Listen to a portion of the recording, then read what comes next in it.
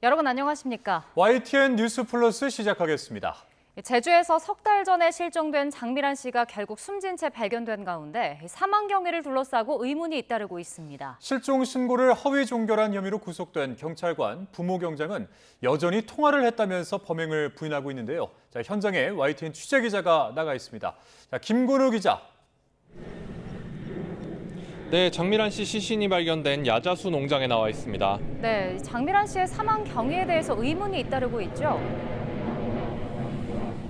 그렇습니다. 장미란 씨는 지금 제 뒤로 보이는 이 야자수 농장 안쪽에서 숨진 채 발견됐습니다. 실종 104일 만이었는데요. 장기 투숙하던 숙소에서 직선거리로 고작 400m 정도밖에 떨어지지 않은 위치였습니다. 실종 시점이 지난 5월이다 보니 부패가 많이 진행돼서 이 신원 확인에 어려움이 컸는데요. 그래서 부검과 이 치아 감정이 이뤄졌고 장미란 씨로 최종 확인됐습니다. 경찰은 조금 전 브리핑에서 사망 시점을 정확하게 확인하기 어렵다면서도 장 씨가 외출한 이후 다음 날 새벽에 숨진 것으로 추정된다고 밝혔습니다. 문제는 사망 경위입니다. 경찰은 시신의 자세와 상태를 볼 때 타살을 의심할 만한 정황은 아직 없었다며 극단적 선택으로 추정된다고 밝혔습니다. 부검에서 골절이 발견되지 않았고 시신 발견 현장에 낙엽이 흐트러지지 않은 등 다툰 흔적도 발견되지 않았다는 겁니다. 시신 부패가 심하긴 했지만 주저흔과 방어흔을 발견할 수 없었다는 점도 근거로 들었습니다. 하지만 이곳에 심어진 야자수 나무는 굵은 가지가 옆으로 뻗지 않고 날카로운 가시도 많아서 극단적 선택은 어려울 거란 의문도 여전합니다. 숨진 장 씨의 남자친구도 극단적 선택을 할 만한 정황은 없었다고 밝혔는데요. 경찰은 정확한 사망 경위 확인을 위해 휴대전화를 포렌식하고 DNA를 채취해 긴급 감정을 의뢰했습니다. 하지만 만약 범죄 혐의점이 있었다고 해도 발견이 너무 늦어서 확인에 어려운 점이 많은 상황입니다. 네, 그리고 구속된 이 부경장이 담당했던 다른 실종 사건에서도 허위 종결로 의심되는 사례들이 나왔다고요? 그렇습니다. 부경장은 지난해 3월부터 제주 서부경찰서 실종수색팀에서 근무하면서 298건 정도의 실종 사건을 처리한 것으로 나타났습니다. 경찰은 부경장이 처리한 이 실종 신고들을 모두 전수 점검하고 있는데요. 경찰은 이 가운데 10건 정도는 이 장미란 씨 사례처럼 허위로 종결했을 가능성도 있는 것으로 의심하고 있습니다. 이 가운데 실종자와 연락이 되지 않은 사례도 한 3건 정도는 있었던 것으로 파악됐습니다. 경찰은 구체적인 상황을 확인한 뒤 공식적으로 결과를 밝히겠다는 입장입니다. 부경장의 범행 동기를 밝히는 수사도 이어지고 있습니다. 경찰 조사에서 부경장은 실종자와 분명히 연락을 했다면서 아직 혐의를 부인하는 상황입니다. 하지만 통화 기록이 없고 장 씨와 관련된 전산망 기록에는 교통사고 사망을 입력하는 등 모순이 드러나면서 실수였다는 취지로 해명하기도 한 것으로 알려졌습니다. 경찰은 장미란 씨의 휴대전화를 포렌식하고 있는데 외출 이후에는 통화 기록이 없었다고 밝힌 상황입니다. 경찰은 프로파일러를 투입해 부경장 진술의 신빙성을 분석하고 범행 경위를 규명할 방침입니다. 또 지휘계통인 전현직 제주 서부경찰서장과 형사과장 등 4명을 대기 발령하고 감찰에도 착수했습니다. 지금까지 제주에서 YTN 김근우입니다. 제주 실종 사건 허위 종결로 경찰에 대한 불신과 우려가 커지는 가운데 정부가 긴급 경찰 지휘부 회의를 열었습니다. 윤호중 행정안전부 장관은 이 자리에서 제주 실종 사건에 대한 철저한 진상조사와 경찰 업무 체계 전반에 대한 재검토를 지시했습니다. 윤 장관은 모두 발언에서 광주 경찰 비리 사건이 발생한 지 얼마 지나지 않아 또다시 경찰관의 비위, 기강해이 사건이 발생했다며 국민께 송구하다는 말씀과 함께 철저한 재발 방지 대책을 약속했습니다. 그러면서 사건이 발생한 제주 서부서뿐 아니라 전국 모든 경찰관서의 장기 실종 사건에 대해 철저히 점검하고 비위나 부적절한 업무 행태에 대해 엄중히 책임을 물으라고 지시했습니다. 경찰의 실종 사건 내부 지침에는 실종자와 연락이 닿더라도 안전을 직접 확인하도록 규정돼 있던 것으로 확인됐습니다. 경찰 실종 사건 대응 매뉴얼을 보면 실종자와 통화나 문자 대화가 가능한 상황에서 가족이 신고를 취소하는 경우라도 대상자의 안전을 직접 확인한 뒤 조치하도록 규정되어 있습니다. 범죄 관련성에 대한 판단은 형사과장이 주관하며 과장과 팀장은 이를 세심하게 판단한 뒤 종결 혹은 추가 수사 여부를 결정해야 합니다. 실종 프로파일링 시스템에서 사건을 해제할 때는 과장과 팀장의 결재를 거치게 돼 있는데 경찰 관계자는 기존 보고 체계와 별도로 전산상 승인 절차를 추가하는 게 이번 전산망 개선의 핵심이라고 설명했습니다. 제주 실종 사건 허위 종결 논란이 확산하면서 민주당이 연일 경찰개혁에 고삐를 쥐고 있습니다. 네, 이번 사건을 계기로 검찰 보안 수사권을 복원해야 한다는 국민의힘의 여론전에 대응하면서 공세 차단에 안간힘을 쓰고 있습니다. 송재인 기자입니다. 국민의힘 장동혁 대표는 취임 1주년 기자회견에서 국민 안전주권이 위태로워진 배경으로 정부 여당이 추진한 검찰개혁을 거론했습니다. 검찰 보안 수사권 폐지의 피해가 고스란히 국민에게 돌아갈 거라는 건 경찰의 허위 종결 논란이 커지고 있는 제주 실종 사건만 봐도 알 수 있다며 이제라도 되돌려야 한다고 여론전을 폈습니다. 이 정권은 문제가 생기면 고치겠다고 합니다. 국민의 피해가 현실로 닥치기 전에 보안 수사권 회복 입법에 힘을 쏟겠습니다. 며칠째 이어진 공세에 민주당 김민석 대표도 공개 반박에 나섰습니다. 제주 실종 사건 허위 종결이 국민의 공분을 사고 있는데 이것은 일각의 이야기와는 달리 현재 검찰의 보안 수사권이 작동하는 상태에서 벌어진 일입니다. 지금 무엇보다 중요한 건 경찰개혁이라며 사건 암장과 무단 종결 등 경찰 조직 내 폐단을 뿌리 뽑아야 한다고 강조했습니다. 다만 당 내부적으로는 수사권 조정을 마친 시점에 경찰 불신을 키우는 사건이 잇따라 터지면서 여론 악화를 우려하는 분위기도 감지됩니다. 김 대표는 당 의원들에게 이번 사건을 검경 관계 문제로 돌리거나 한쪽을 옹호하는 듯 보이지 않게 신경 써달라며 입단속에 나섰고 개별 의원들은 상임위에서 수사권 논란 확산 차단에 총력을 기울였습니다. 수사권과 저는 연관되어 있지 않는 사건을 가지고서 경찰이 다 잘못했기 때문에 검찰의 보안 수사권을 줘야 된다라는 이런 논리는 매우 잘못됐다라고. 사살 위험이 없다고 딱 단정할 수 있는가? 정말 두렵고 무섭습니다. 이 때문에 저는 보안 수사권에 대한 우리가 논의를 다시 시작해야 된다. 수사권 공방과는 별개로 이딴 부실 수사 논란으로 커진 경찰에 대한 불신을 어떻게 해결할지도 민주당 앞에 놓인 시급한 과제입니다. YTN 송재인입니다. 주택 공급 문제를 놓고 김윤덕 국토교통부 장관과 두 번째로 만난 오세훈 서울시장이 용산공원 대신 탄천 물재생센터 부지를 대안으로 제시했습니다. 오 시장은 이와 함께 재개발 용적률 1.2배 완화 제안을 국토부가 전향적으로 검토하기로 했다며 기대감을 나타냈습니다. 보도에 양희력 기자입니다. 6일 전 1차 회동 때와 마찬가지로 웃으며 만난 김윤덕 국토교통부 장관과 오세훈 서울시장. 용산공원 부지를 놓고 입장차는 여전했지만 오 시장은 김 장관에게 새로운 대안을 던졌습니다. 현재 이전을 계획 중인 탄천 물재생센터 부지를 활용하자는 겁니다. 40만 제곱미터 규모의 탄천 물재생센터 자리를 가칭 동남권 청년특화 산업단지로 개발하면서 청년 주거단지로 활용하자는 겁니다. 확보할 수 있는 주택 규모만 최소 10,000에서 13,000 가구에 이를 것으로 전망했습니다. 피지컬 AI 단지, 첨단 산업 R&D 단지까지 계획대로 들어서면 일자리와 주거 연계도 가능하다고 봤습니다. 인근 동부도로사업소와 세택 부지를 매각하고 민간 투자를 유치하면 비용 문제도 해결할 수 있다고 밝혔습니다. 청년 주택이 주가 되는 주거단지가 동남권에 새롭게 탄생하게 되는 겁니다. 재개발 용적률을 1.2배까지 완화해달라는 서울시 요청에 국토부가 긍정적으로 검토 중이란 신호도 감지됐습니다. 만약 현실화한다면 주택 순증 물량이 대폭 늘어날 것으로 보입니다. 1.2배로 높여주시면 그 순증 물량이 43,000호가 더 늘어나게 됩니다. 용산에 짓자, 탄천 물재생센터 부지에 짓자, 캠프큐에 짓자 이런 논의를 하는 걸 다 합친 것보다 많습니다. 오 시장은 2차 회동 역시 결론에 이르진 못했지만 여러 부분에서 이견이 좁혀지고 있다고 본다며 일주일 뒤쯤이면 여러 현안이 합의에 도달할 수 있겠다는 기대감을 내비쳤습니다. YTN 양일혁입니다.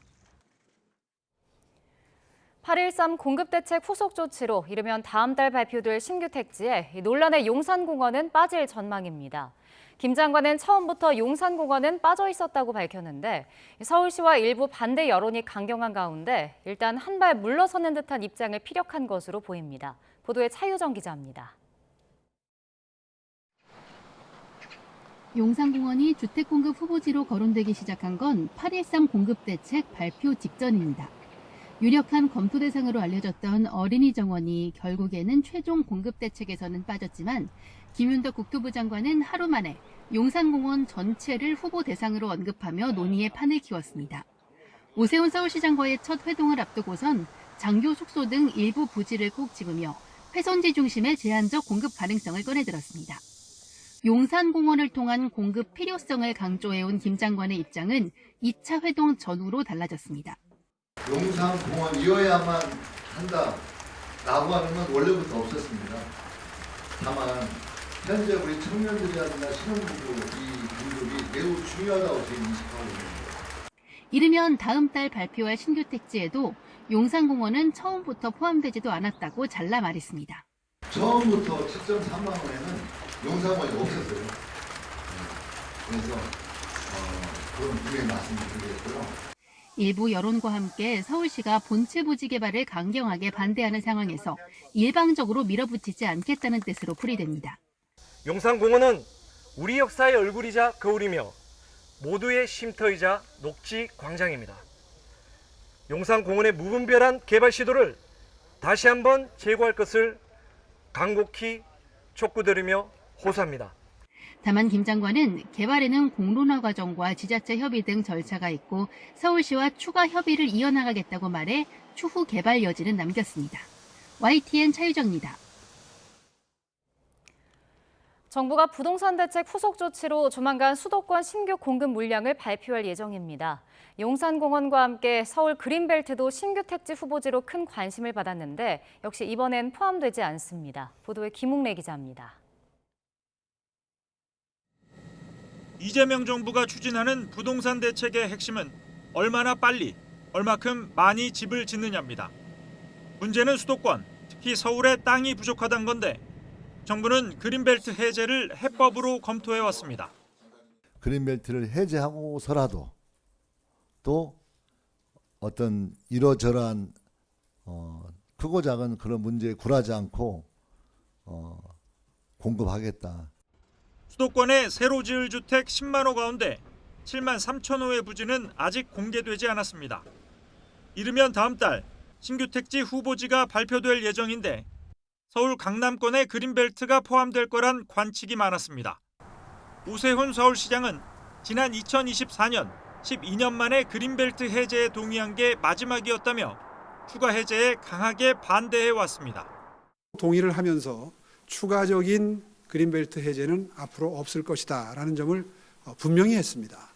그 점을 엊그저께 국무회의에서도 분명히 대통령께 말씀을 드렸습니다. 결국 국토부는 김 장관과 오세훈 서울시장의 2차 회동을 앞두고 서울 그린벨트를 빼겠다고 밝혔습니다. 그래도 예정된 물량을 공급하는데 차질이 없다는 겁니다. 9월 말 10월 초에 신규 입지 물량을 발표하려고 하려고 하고 있고 저희가 생각하기에는 서울에 있는 그 GB 물량은 포함되어 있지 않습니다. 용산공원에 이어 그린벨트까지 서울시가 반대한 곳 모두 신규 택지에 포함하지 않으면서 정부는 일단 한 발 물러선 모양새를 취했습니다. 서울시의 협조 없인 주택 건설에 속도를 낼 수 없다는 현실을 감안한 것으로 보입니다. YTN 김웅래입니다. 행정안전부가 오늘 지방세 발전위원회를 열고 서민과 무주택자의 세부담을 덜어주는 내용의 지방세제 개편안을 발표했습니다. 우선 40세 미만 청년의 생애 첫 주택 구매 시 적용되는 취득세 100% 감면 한도가 기존 200만 원에서 소형주택과 인구 감소 지역의 경우 최대 300만 원까지 대폭 확대됩니다.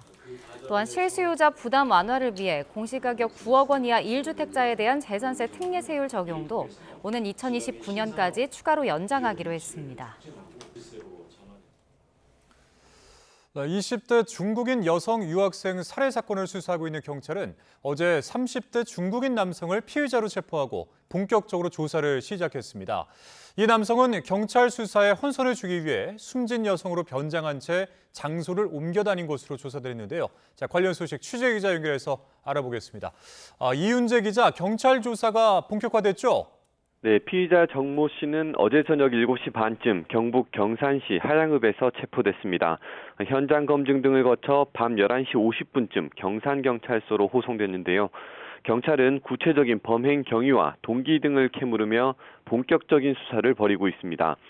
정 씨는 지난 20일 새벽 2시쯤 피해 여성 A 씨와 함께 자신의 집으로 들어간 거로 확인됐습니다. 이어 20시간쯤 지난 같은 날 밤 10시 반쯤 여장을 한 채 집에서 나왔는데요. 택시를 타고 동대구역으로 이동해 화장실에서 옷과 신발을 갈아입은 것으로 조사됐습니다. 또 A씨의 휴대전화도 들고 가 동대구역 주변에서 전원을 끈 거로 확인됐습니다. 다음 날 정 씨는 경찰에 직접 전화해 자신이 남자친구라고 말하며 A씨가 실종됐다고 신고했는데요. 피의자 시신 일부를 훼손하고 유기한 정황도 확인됐습니다. 경찰 수사에 혼선을 주려고 치밀하게 계산하고 의도한 행동으로 풀이됩니다. 경찰은 범행 동기와 경위 등을 더 조사해 살인 등 혐의로 정 씨에 대한 구속영장을 신청할 방침입니다. 또 A씨의 정확한 사망 원인과 시점 등을 확인하기 위해 부검을 진행할 계획입니다. 중국 국적의 정 씨는 올해부터 대학에서 강의를 시작했고 A씨도 이 강의를 들었던 것으로 확인됐습니다. 앞서 경산의 한 대학원에 다니는 중국인 유학생 20대 A씨가 어제 오후 정 씨의 집에서 숨진 채 발견됐습니다. 지금까지 대구경북취재본부에서 YTN 이윤재입니다. 중국 영사관이 한국에서 중국인 유학생이 피살된 사건과 관련해 범인에 대한 엄벌을 요구했습니다. 주 부산 중국 총영사관은 한국 경찰에 확인한 결과 며칠간 실종됐던 중국인 여성 유학생 1명이 숨진 채 발견됐다며 경찰은 살인 혐의로 30대 남성 1명을 체포했다고 전했습니다. 영사관은 한국 경찰 측에 전면적인 조사 착수와 범인에 대한 엄벌을 요구하는 한편 유가족의 사후 처리와 관련해서 영사 조력을 제공할 것이라고 덧붙였습니다. 12.29 여객기 참사를 수사하고 있는 경찰이 20개월 만에 처음으로 국토부 공무원 7명을 검찰에 송치했습니다. 무안공항의 로컬라이저가 규정에 맞지 않는다는 걸 알면서도 허위로 보도자료를 낸 혐의를 적용했습니다. 송수현 기자가 전해드립니다. 국토교통부는 179명이 희생된 12.29 여객기 참사 직후 무안공항의 로컬라이저는 규정에 맞게 설치됐다는 제목의 보도자료를 2차례 냈습니다. 참사 이튿날 나온 자료에는 공항 부지에 있는 장애물은 부러지기 쉬운 받침대에 장착해야 한다는 항공장애물관리 세부지침 제23조 제3항이 무안공항 로컬라이저에는 적용되지 않는다는 내용이 담겼습니다. 다음 날 자료에는 로컬라이저는 부러지기 쉽게 설치돼야 한다는 공항안전운영기준 제109조가 빠졌습니다.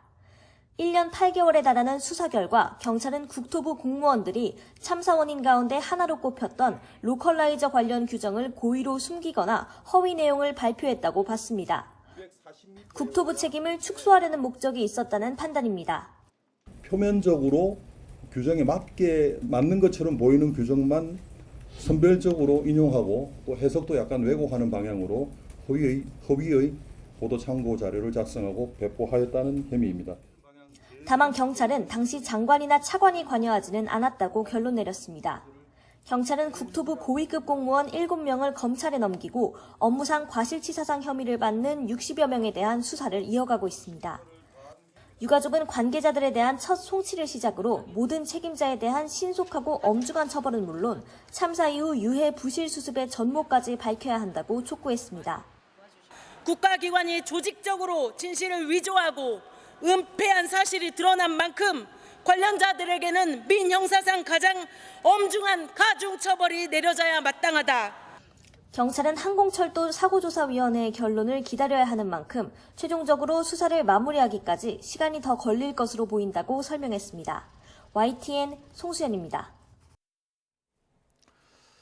지난 지방선거 때 테러 자작극을 벌인 혐의로 구속 기소된 정의한 전 개혁신당 부산시장 후보가 범행했을 음료와 동선까지 구체적으로 계획한 정황이 공소장을 통해서 드러났습니다.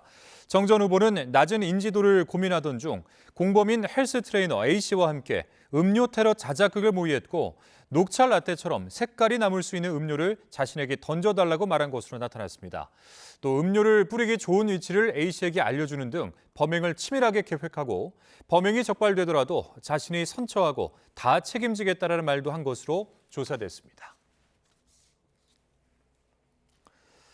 현재 교사들에게 돈을 주고 대학 수학 능력 시험 관련 문항을 사들인 혐의로 기소된 일타 강사 현우진 씨가 1심에서 무죄를 선고받았습니다. 서울중앙지방법원은 오늘 청탁금지법 위반 혐의로 기소된 현 씨와 함께 재판에 넘겨진 현직 교사들에게 무죄를 선고했습니다. 재판부는 현 씨가 전문 업체로부터도 문항을 공급받았고 현직 교사들에게 지급한 금액이 업체에 지급한 금액과 크게 다르지 않다고 봤습니다. 경남 거제 지역의 수해 피해 복구에 많은 인력이 투입돼 땀을 쏟고 있습니다. 최근 덥고 습한 날씨가 이어져 복구 인력이 온열 질환과 감염병 위험을 주의해야 하는 상황이라고 합니다. 임영준 기자입니다. 떼약볕 아래 자원봉사자가 집기류에 묻은 흙을 고압 세척기로 씻어냅니다. 작은 집기는 직접 들어 수세미로 꼼꼼히 닦습니다. 폭염특보 속 그늘도 없는 곳에서 이어지는 수해 복구 작업. 비처럼 쏟아지는 땀이 금세 온몸을 적십니다. 폭염주의보가 떠서 걱정을 많이 했는데 정말 막상 거제시에 와보니 정말 덥습니다. 정말 자원봉사분들이 땀을 많이 흘리고 계시고요. 포도밭을 덮은 토사를 삽으로 퍼내 자루에 담습니다. 비닐하우스 밖으로 빼낸 포대가 쌓이고 또 쌓여도 작업은 끝이 보이지 않습니다. 오늘도 수해 지역을 찾아 복구를 돕는 군 장병들. 작업 장소가 비닐하우스 내부라서 온도도 높고 땀도 많이 나지만 국민의 군대로서 국민들이 다시 삶을 찾을 수 있도록 최선을 다하겠습니다. 건강한 20대라도 덥고 습한 날씨에 금방 지칠 수밖에 없지만 힘을 짜내고 또 짜냅니다. 포도 재배하우스 내부 온도가 40도를 넘겼습니다. 냉방이 어려운 수해 복구 현장 특성상 높은 온도에 계속 노출돼 있으면 온열 질환에 걸릴 위험이 큽니다. 그래서 복구가 급해도 기온이 높은 한낮 시간대는 작업을 피해야 합니다. 또 기온이 높으면 면역력이 떨어지기 때문에 감염병과 작업 중 발생할 수 있는 상처 등도 주의해야 합니다. 수해로 인한 여러 가지 세균들이 많은 상태이기 때문에 장티푸스라든지 이질과 같은 수인성 전염병의 우려가 크기 때문에 항상 이제 위생적으로 소독이나 세척을 잘 하시는 것이 중요하겠습니다. 전문가는 복구 작업자를 위한 쉼터를 마련하는 등 휴식 공간과 체계를 갖추는 일도 중요하다고 조언합니다. YTN 임영준입니다. 최근 전남, 광주, 해남에서 규모 2 안팎의 지진이 잇따르는 가운데 오늘도 규모 2.1의 지진이 발생했습니다. 기상청은 오늘 오후 4시 4분쯤 해남군 서북서쪽 21km 부근에서 규모 2.1의 지진이 발생했으며 발생 깊이는 22km로 분석됐다고 밝혔습니다. 이번 지진으로 전남 광주 일대에서는 조용한 상태나 건물 위층에 있는 소수의 사람만 느낄 수 있는 진도 2의 흔들림이 감지됐습니다. 해남에서는 어제 규모 2.5에 이어 하루 만에 또 지진이 나면서 지난 14일 이후 규모 2.0 이상 지진이 모두 9차례로 늘었습니다.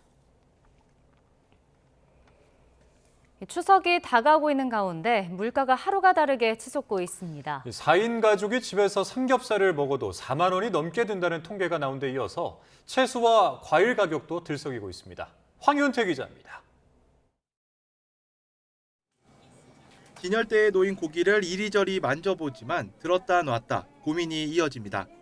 지난해보다 평균 10% 넘게 오른 삼겹살 가격에 쉽사리 손을 뻗지 못합니다. 6개월 전에는 엄청 샀구나. 근데 그 후로부터 계속 이 오르막오르 했는데 계속 꾸준히 이렇게 비싸더라고. 집에서 삼겹살을 구워 먹기 위해 저도 직접 이렇게 장을 봤습니다. 통계상으로는 삼겹살과 마늘, 상추를 1인분씩만 구매할 때 10,000원이 조금 넘는 가격이 나오지만 소포장된 제품이 적기 때문에 체감 가격은 훨씬 더 높습니다. 지난해보다 10% 넘게 뛴 한우는 언감생심. 소비자들은 수입 코너를 서성입니다. 고기값 가격 상승 요인으론 휴가철로 인한 수요 증가와 사료값의 꾸준한 오름세가 꼽힙니다. 폭염 끝 채소와 과일 가격도 오르고 있습니다. 깻잎과 배추, 토마토와 시금치가 지난달에 비해 큰 폭으로 오른 데 이어 사과 가격도 13% 뛰었습니다. 외식 메뉴도 계속 오르고 있습니다. 쌌다 비쌌다 해요. 갑자기 그냥 쌌다가 또 갑자기 또 배가 또 오를 때가 있어요. 또 종잡을 수가 없어요. 그냥. 그러니까 내가 싼 때 그냥 사놓는 거죠. 서울은 김밥 한 줄에 평균 3,800원이 넘고 삼계탕 한 그릇은 18,000원대가 됐습니다. 소비자들은 한 달도 안 남은 추석이 벌써 걱정입니다. 나물이나 하고 생선이나 좀 사서 그래야죠. 그냥 뭐 옛날 같지 않고 그냥 줄여서 간단하게 해야죠. 정부는 농축수산물 수급을 점검하며 할인 지원을 이어가고 있지만 고물가와 고유가가 이어지면서 서민 장바구니 근심은 계속되고 있습니다. YTN 황윤태입니다. 최근 배추 수확 과정에서 1급 발암물질인 포름알데히드를 쓴 것으로 드러나 문제가 되고 있는 이 중국산 배추와 관련해서 보건당국이 수입 배추를 검사한 결과 문제가 없는 것으로 확인됐습니다. 식품의약품안전처는 최근 수입 신고된 중국산 배추 8건에 대해서 검사한 결과 포름알데히드가 검출되지 않았다고 밝혔습니다. 식약처는 현재 중국산 배추가 수입될 때마다 검사를 하고 있으며 배추김치와 절임 배추에 대해서도 제조업소별로 전수검사를 진행하고 있다고 설명했습니다. 트럼프 미국 대통령이 호르무즈 해협에 이란이 설치했던 기뢰를 모두 제거했다고 밝혔습니다. 이란과의 군사적 긴장 완화 흐름 속에 북한 김정은 국무위원장을 향한 이 대화 신호도 다시 발신했습니다. 신윤정 특파원입니다. 트럼프 미국 대통령은 호르무즈 해협 국제수역의 모든 기뢰가 제거됐다는 보고를 미 해군으로부터 받았다고 밝혔습니다.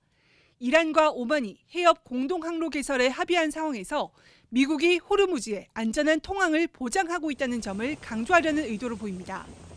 미국이 이란 전쟁 뒤 철수했던 중동 주재 외교 인력을 다시 복귀시키는 움직임도 나오고 있습니다. 뉴욕타임스는 미 국무부 문건을 인용해 레바논과 이스라엘 등 외교관들의 복귀가 이르면 이번 주 시작될 수 있다고 보도했습니다. 최근 트럼프 행정부가 경제 압박에 무게를 싣는 흐름과 맞물려 이란에 대한 대규모 추가 공격 가능성을 낮게 보고 있다는 관측이 나옵니다.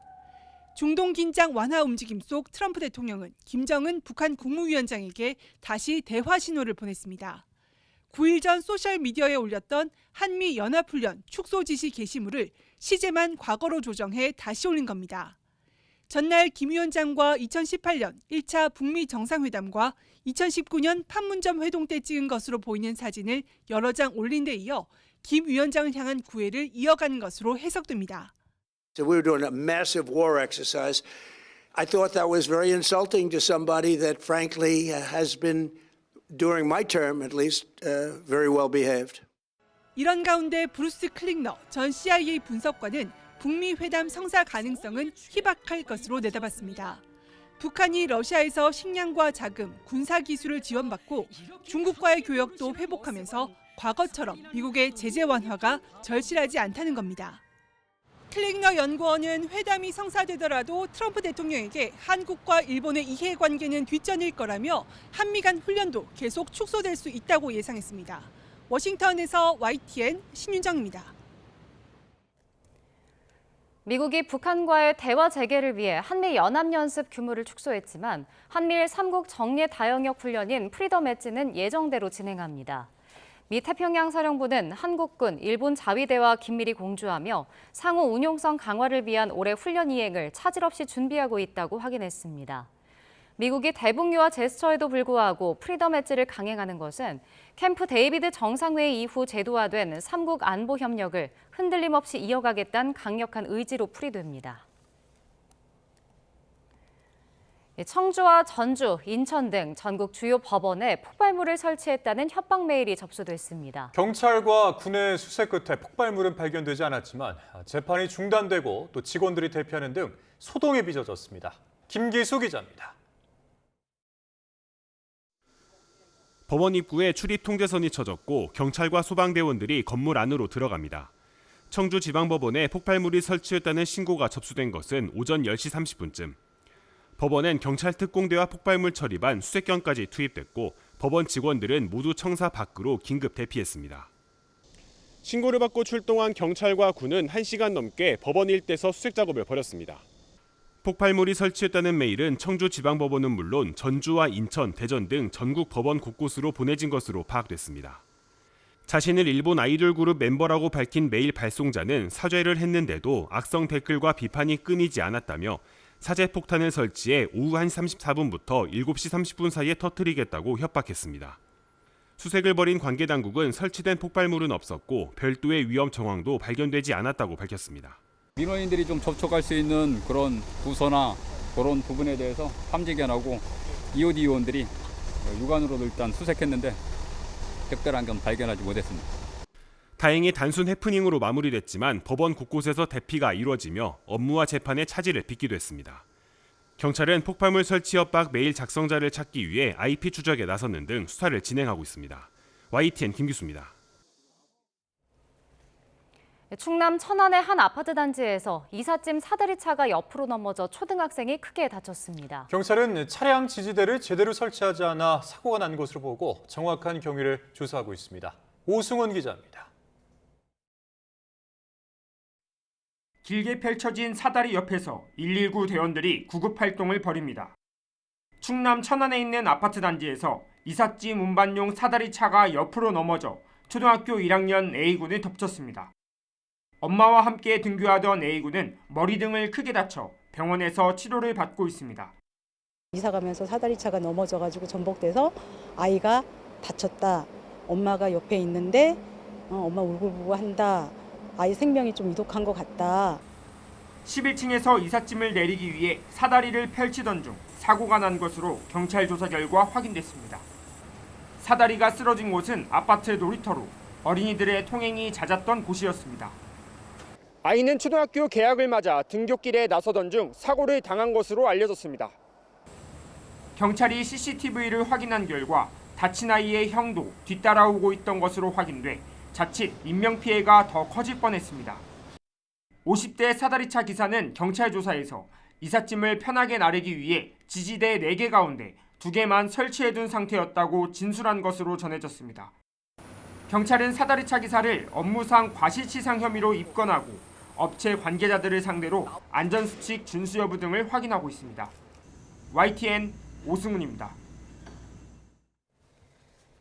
경기 의정부경찰서가 스크린 골프장에 친구를 감금한 혐의로 10대 A군 등 3명을 붙잡았습니다.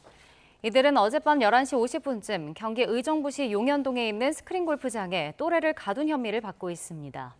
경찰은 피해자 아버지로부터 아들이 60만 원을 보내달라고 했다며 갇혀 있는 것 같다는 신고를 받고 출동해 가해자들을 임의 동행했습니다.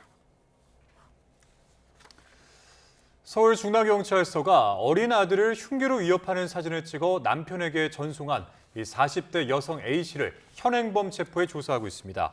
A씨는 어제 새벽 0시 10분쯤 서울 중랑구에 있는 주거지에서 6살 아들의 배에 흉기를 대고 공격하려는 듯한 사진을 찍어 남편에게 전송한 혐의를 받습니다. 범행 당시 아들은 잠들어 있어 다치지 않은 것으로 파악됐습니다.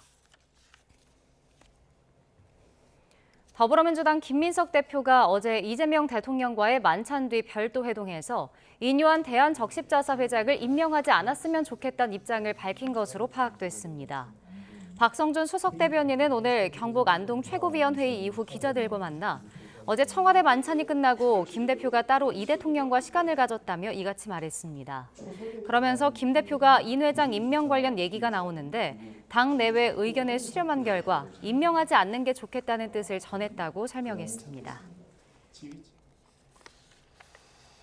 김민석 더불어민주당 대표가 이재명 대통령에게 인요한 전 국민의힘 의원을 대한적십자사 회장에 인준하지 않는 게 좋겠다고 건의한 것에 대해 청와대는 검토하겠다는 입장을 밝혔습니다.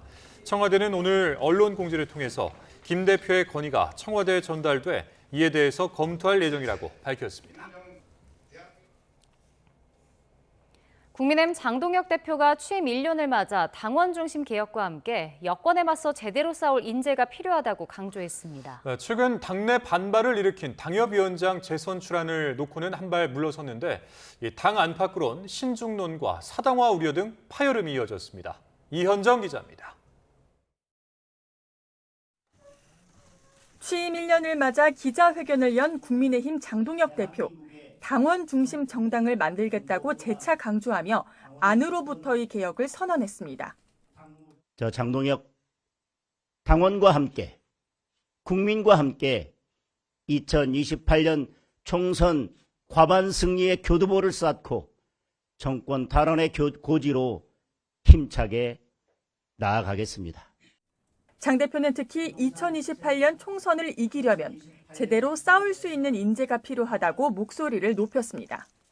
YTN에 출연해서도 정권 탈환을 위해 당의 외연을 확장하고 보수 진영의 맏형이 되겠다는 포부를 거듭 밝혔습니다. 총선을 앞두고 여야 정치권의 정계 개편이나 아니면 연대 움직임들은 계속 진행될 거라고 생각합니다. 다만 당 쇄신안 핵심으로 꼽혔던 당협위원장 전면 재선출 구상을 놓고는 한 발 물러섰습니다. 당원이 당협 혁신의 주체가 되어야 한다는 원칙은 확고하지만 정기 국회를 앞둔 상태에서 당내 여러 우려를 고려해 시기와 속도는 조절하겠다는 겁니다. 시기와 속도에 대한 문제라고 생각합니다.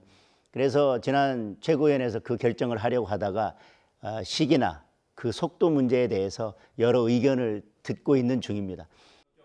그러나 당 안팎에선 취임 1년을 맞은 날에도 장동혁 체제에 대한 잡음이 계속 새어나왔습니다. 중진 의원들은 최근 단행된 비당권파 의원들에 대한 징계 처분은 화합을 해치고 이대로면 총선 승리가 어렵다며 우려를 나타냈고 총선 승리하기는 어렵다 하는 의견을 같이 해주셨습니다. 징계 문제에 대해서는 당의 화합과 결속을 해칠 우려가 있다 하는. 무소속 한동훈 의원 역시 장 대표를 겨냥해 사당화를 멈추라고 날을 세웠습니다. 그동안의 당을 이끌어온 방식이 모든 것이 사당화로 귀결되고 그걸로써 이재명 민주당 정권을 제대로 견제하는 것을 실패해 오는 것이다. 장동혁 대표가 총선 승리를 위한 청사진을 내걸었지만 우려의 목소리도 여전합니다. 안팎의 진통을 원만히 수습하고 주도권을 확보할 수 있을지가 2년차 리더십의 첫 관문이 될 것으로 보입니다. YTN 이현정입니다. 개혁신당 이준석 대표가 취임 1년여 만에 당 대표직에서 전격 사퇴했습니다. 이 대표는 오늘 국회 기자회견에서 6.3 지방선거 이후 당 쇄신안을 제안해왔는데 당내에서 충분한 호응을 얻지 못했다면서 설득하지 못한 책임을 다하겠다며 사퇴 이유를 밝혔습니다. 이어 방향에 대한 합의 없인 향후 정치 일정을 맞을 수는 없다고 판단한다면서 당내 구성원들이 하고자 하는 일을 가로막고 있었다면 자리를 비우는 게 당을 위해서 선택해야 할 길이라고 생각한다고 덧붙였습니다. 5.18 폄훼 논란에 휩싸인 이진숙 의원 제명 촉구 결의안이 국민의힘 의원 대부분이 퇴장한 가운데 국회 본회의를 통과했습니다. 민주당은 국회에 여자 전두환을 발붙이게 할 수 없다고 강경 대응을 천명했는데 이 의원은 일당 독재라면서 강하게 반발했습니다. 양동훈 기자입니다. 국회에서 5.18 관련 토론회를 열었다가 역사 왜곡과 폄훼 논란이 불거진 국민의힘 이진숙 의원의 제명 촉구 결의안이 범여권 주도로 국회 본회의를 통과했습니다. 가 157표, 부 1표, 무효 1표로서 가결되었음을 선포합니다. 더불어민주당은 연일 이 의원에 대한 강경 대응을 천명하고 있습니다. 김민석 대표는 여자 전두환이라며 이 의원에 대한 신속 징계를 주장했고 여자 전두환을 계속 국회에 둘 수는 없는 노릇 아닙니까? 속도감 있게 국민들이 이 짜증이 오래가지 않도록 해주시고요. 투톱 한병도 원내대표도 거친 표현을 동원하며 비판을 이어갔습니다. 정말 모렴치의 극치를 달리는 인간이라는 생각이 듭니다. 반드시 응징하겠습니다. 그러나 국민의힘은 이 의원의 토론회 개최 자체는 부적절했다는 입장이지만 민주당의 제명 시도엔 각을 세우고 있습니다. 당내에서는 김민석 대표가 여자 전두환을 외치다 입법 전두환이 됐다. 전두환식 정적 제거 시도라는 반응도 나왔습니다. 국민의힘 당사에는 이 의원 제명에 반대한다는 내용이 담긴 서명 15만 건이 제출되기도 했습니다. 이진숙 의원 본인도 본회의장을 박차고 나와 민주당 일당 독재가 말할 자유를 빼앗았다며 강하게 반발했습니다. 5.18과 관련된 것이면 토론해도 못한다. 이렇게 오늘 민주당은 선포했습니다. 민주당은 국회 윤리특별위원회를 거쳐 실제 이 의원 제명까지 추진한다는 입장이지만 재적의원 3분의 2 찬성이 필요해 국민의힘 동의를 얻지 못하면 불가능합니다. 민주당은 의원 과반 찬성으로 최대 1년까지 국회의원 직무를 정지할 수 있게 하는 국회법 개정도 추진한다는 입장입니다. 하지만 국민의힘은 다수결 폭정, 헌법 조롱이라며 강하게 반대하고 있어 앞으로 또 격렬한 대립이 이어질 전망입니다. YTN 양동훈입니다. 이른바 매관매직 혐의로 1심에서 실형을 선고받은 김건희 씨의 항소심 재판이 본격 시작됐습니다. 김 씨 측은 1심과 마찬가지로 대가성을 부인했고 징역 7년이라는 1심 형량이 지나치게 무겁다고 호소했습니다. 윤혜리 기자입니다.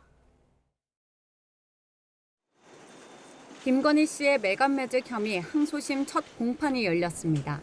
김 씨는 각종 청탁을 대가로 3억 원어치 금품을 수수한 혐의가 모두 유죄로 인정돼 1심에서 징역 7년을 선고받았습니다. 피고인 김건희는 영부인이라는 지위가 요구하는 사회적 책무를 외면한 채 그 지위를 그저 사적 이익 추구의 수단으로 활용하였던 점에서 그 죄책이 더욱 무겁고 항소심 최대 쟁점은 금품 수수와 인사나 사업 청탁 사이 대가성이 인정될지 여부입니다. 김 씨 측 변호인은 항소심에서도 금품을 일부 받긴 했지만 구체적인 현안 청탁은 없었다는 주장을 이어갔습니다. 금품을 청탁의 대가라기보다 당선 축하 선물 등 친분에 따른 의례적인 교류로 봐야 한다며 대통령 배우자로서 신중하지 못한 처신을 한 건 뼈저리게 반성하지만 양형이 지나치게 무겁다고 호소했습니다. 김상민 전 검사로부터 받은 1억 4천만 원 상당 이후한 화백 그림을 두고 공방도 계속됐습니다. 김 씨 측 변호인은 그림이 위작일 가능성이 커 감정이 필요하다고 주장했지만 특검 측은 1심에서 검증을 이미 마쳐 추가 감정이 필요 없다고 반박했습니다. 재판부는 위작이라 판명되면 알선수재가 성립하지 않는 것인지 의문이라며 감정 신청을 받아들이지 않았습니다. 로봇계 사업가로부터 받은 바쉐론 콘스탄티 시계 구매 주체에 대해서도 구매 대행과 사업 청탁 목적이라는 양측의 주장이 엇갈리는 가운데 재판부는 다음 재판에서 대가성을 집중적으로 따져보기로 했습니다. 재판부는 다음 달 9일 양측의 최후 진술을 들은 뒤 변론을 종결할 예정입니다. YTN 윤혜리입니다. 대법원이 서울 서부지법 폭동 가담자들을 상대로 11억여 원의 손해배상을 청구하는 소송을 냈습니다. 대법원은 오늘 폭동 가담 혐의로 유죄가 확정된 5명을 상대로 물적 피해 복구 비용 11억 7,589만 원을 청구하는 소송을 냈다고 밝혔습니다. 원고는 대한민국, 소관청은 법원행정처고 소송 관할법원은 서울중앙지방법원입니다. 대법원은 지난해 1월 발생한 폭동으로 서부지법 청사가 심각하게 파손되고 공무원들도 정신적인 충격을 받았다며 이는 법원 청사에 대한 집단적 폭력이자 파괴 행위라고 규정했습니다.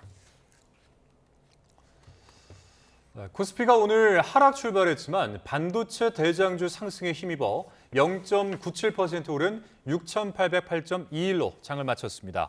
삼성전자가 1.75% 오른 26만 1,500원으로 장을 마쳤고 SK하이닉스도 장 마감 기준 168만 8천 원을 기록해 0.6% 올랐습니다. 앞서 뉴욕 증시에서 마이크론과 SK하이닉스 ADR, 엔비디아 등 반도체 기술주가 상승한 점도 투자 심리에 영향을 미친 것으로 보입니다. 지난달 주택담보대출 금리가 2년 8개월 만에 가장 높은 수준을 보인 것으로 나타났습니다. 한국은행이 발표한 7월 금융기관 가중평균 금리 통계를 보면 지난달 가계대출에서 신규 취급액 기준 주택담보대출 금리는 연 4.48%로 전달 대비 0.12%포인트 올랐습니다. 이는 지난 2023년 11월 이후 최고치입니다. 정부가 지역별로 산업용 전기요금을 다르게 적용하는 방안을 공개했습니다. 호남 지역에 조성 예정인 대규모 반도체 산업단지가 큰 수혜를 볼 것으로 전망됩니다. 김대근 기자입니다. 정부는 지난 6월 3대 메가 프로젝트의 일환으로 호남 지역에 반도체 산업단지를 조성하는 방안을 발표했습니다. 이 전력과 용수가 풍부한 그리고 용지, 안정되고 값싼 용지가 풍부한 지역을 새로운 사이트로 개발해야 됩니다. 정부는 반도체 산단의 전기와 물 공급에 문제가 없게 하겠다고 강조했습니다. 이런 가운데 지역별로 산업용 전기요금을 다르게 적용하는 산업용 지역 전기요금제 도입 방안도 공개됐습니다.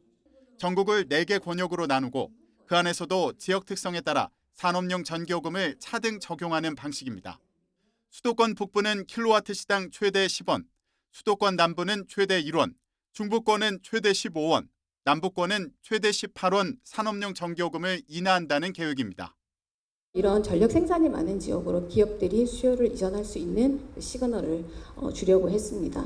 지역을 인구와 재정, 산업 등 이런 특성을 반영을 해서 4권역부터 1권역으로 순차적으로 낮은 요금을 적용을 하고 있습니다. 정부는 첨단 산업의 지역 투자 촉진과 기업의 생산비 부담 완화 등의 효과를 기대하고 있습니다.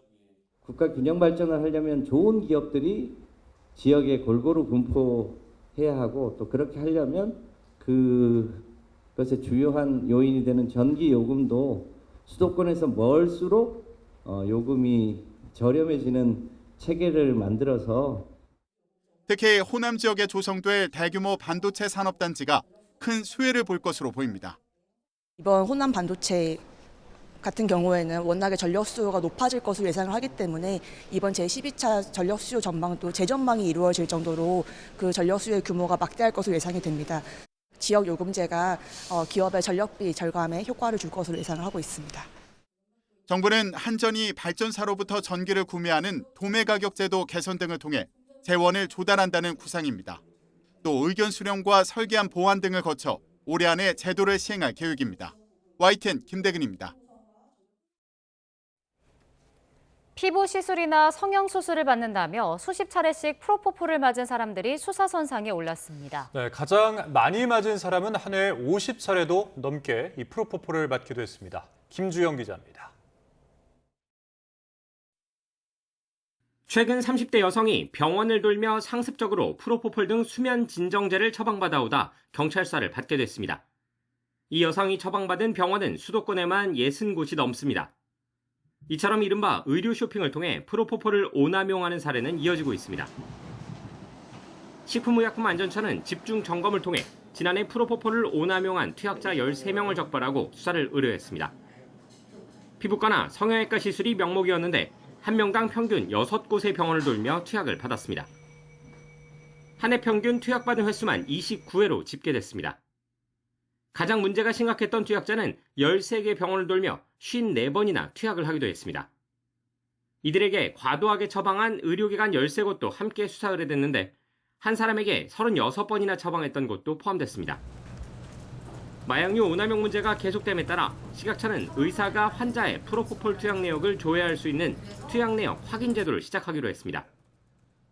의사가 스스로 과다하거나 중복된 처방을 하지 않을 수 있도록 하겠다는 겁니다. 환자가 프로포폴을 오남용하지 않도록 프로포폴 처방 시 환자의 투약 내역을 적극 확인할 것을 당부드립니다. 식약처는 올해 말까지 더 강도 높은 감시를 통해 추가 오남용 투약자들을 걸러낸다는 방침입니다. YTN 김주영입니다.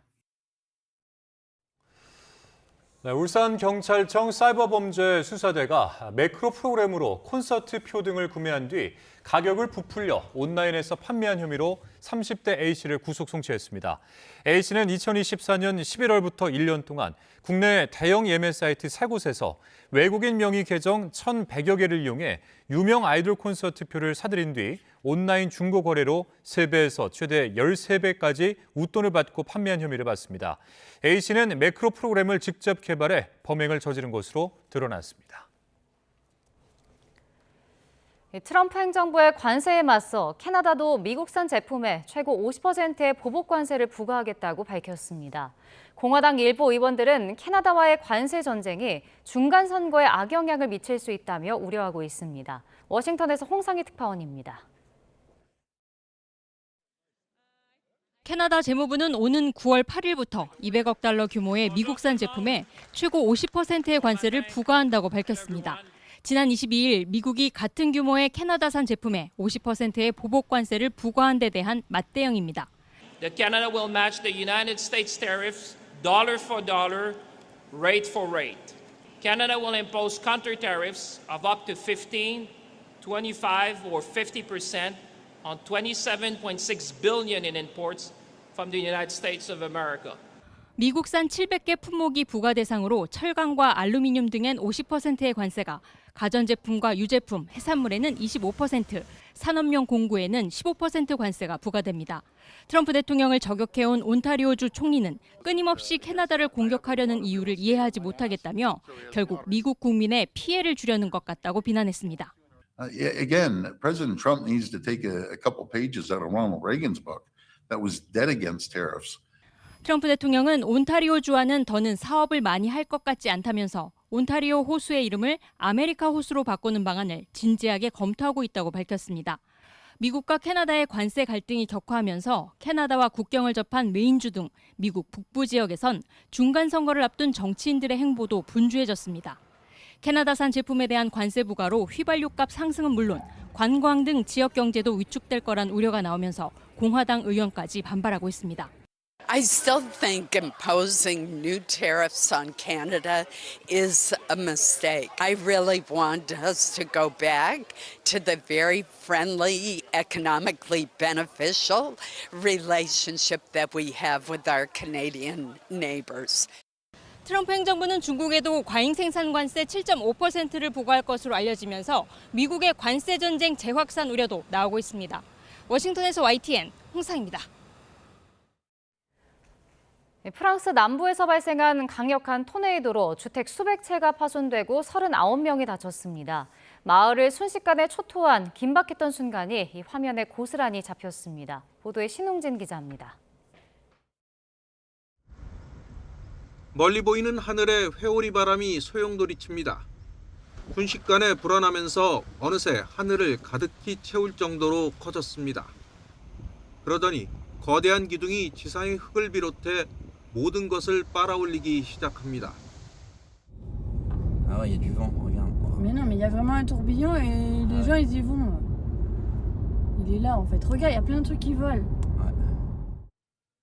그 아래 있던 주민들에게는 악몽이 시작됐습니다. 토네이도에 빨려 날아가지 않기 위해 집안 곳곳에서 사투를 벌였습니다. 직격탄을 맞은 곳은 프랑스 남부 오드주에 있는 작은 마을 포마. 지붕이 날아가고 벽이 허물어지는 등 가옥만 수백 채가 부서졌습니다. 지역 당국은 수십 명의 부상자가 나왔다고 밝혔는데 일부는 위중한 상태인 것으로 전해졌습니다. On a fui. On s'est enfui littéralement. Ça nous est tombé dessus. Un instinct de survie nous a dit de partir et sinon je pense qu'on serait mort. Vous voyez, il n'y a plus rien. Tout est broyé, tout est détruit. Donc. 현지 기상학자들은 이 지역에서 토네이도 발생은 흔하지만 이렇게 강력한 것은 매우 이례적이라고 설명했습니다. 올여름 프랑스에 닥친 폭염과 산불에 이어 토네이도까지 발생하면서 기후변화에 대한 우려가 더욱 커지고 있습니다. YTN 신웅진입니다. 네, 한낮에 밀양과 대구가 37도 안팎까지 치솟는 등 남부를 중심으로 폭염이 이어진 가운데 밤더위도 이어지겠습니다. 내일부터는 경남 남해안에 80mm가 넘는 많은 비가 예상돼서 추가 피해가 우려된다고 하는데요. 자, 자세한 날씨 기상캐스터 연결해서 알아보겠습니다. 정수영 캐스터, 지금 바깥 날씨 어떻습니까? 네, 8월의 끝을 향하고 있지만 날이 여전히 덥습니다. 오후 6시를 넘긴 지금도 서울의 체감온도는 30도를 웃돌며 후텁지근한데요. 어젯밤 서울에서는 열대야가 쉬어갔지만 오늘 밤 사이에는 다시 열대야가 나타날 가능성이 있겠고요. 오늘 한낮에 37도 안팎까지 오르며 폭염이 기승을 부린 영남 등 남부 곳곳을 중심으로도 열대야가 나타나는 곳이 많겠습니다. 그럼 먼저 특보 상황부터 자세히 살펴보도록 하겠습니다. 현재 수도권과 강원도의 폭염특보는 해제되거나 완화됐지만 여전히 남부 곳곳으로는 폭염경보가 이어지고 있습니다. 남부 내륙과 해안가에는 열대야주의보도 발효 중인데요. 내일 아침 강릉과 대전은 24도까지 떨어지겠지만 전남, 광주와 대구는 26도에 머물며 여전히 밤더위가 지속하겠습니다.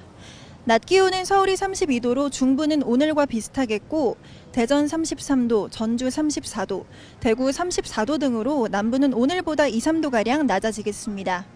기온이 다소 내려가긴 하지만 폭염경보가 내려져 있는 남부는 더위가 크게 누그러지는 수준은 아니겠습니다. 내일은 아침부터 비 소식이 있습니다. 경기 북부와 강원 북부에는 아침부터 낮 사이 5에서 30mm의 비가 내리겠고요. 남해안과 제주도에는 종일 비가 이어지겠습니다. 특히 광복절 연휴 기록적인 폭우가 쏟아졌던 경남 남해안에는 80mm 이상의 많은 비가 예상돼 추가 피해가 우려됩니다. 전남 광주와 경남 내륙에도 최대 60mm의 비가 내리겠습니다. 주말까지 전국 곳곳에 비가 이어지면서 늦더위는 한층 누그러질 전망입니다. 현재 남해 동부 먼바다와 제주 남쪽 바다에는 풍랑경보가 내려진 가운데 당분간 제주 해안과 남해안에서는 너울성 파도가 높게 일겠습니다. 해안가에서는 안전사고에 유의하시기 바랍니다. 지금까지 홍대에서 YTN 정수현입니다.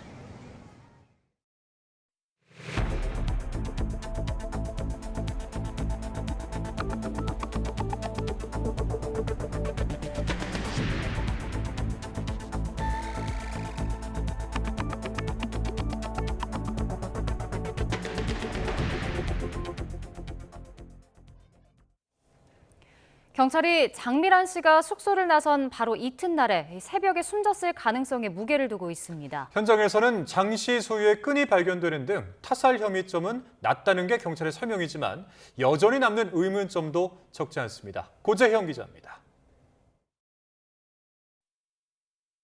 지난 5월 10일 밤 10시 15분쯤 숙소를 나섰던 장미란 씨. 이후 전원이 꺼질 때까지 휴대전화는 위치값 변화나 추가 통화가 없었던 것으로 확인됐습니다. 경찰은 통신 기록과 정황을 종합할 때 장 씨가 외출 직후인 5월 12일 밤에서 13일로 넘어가는 새벽 사이에 사망했을 가능성이 큰 것으로 보고 있습니다. 현장 감식 결과 시신이 발견된 야자수나무 줄기에서 장 씨 소유의 끈이 발견됐고 시신의 자세와 현장 정황 등을 고려할 때 경찰은 현재까지 범죄 피해 가능성은 낮은 것으로 판단하고 있습니다.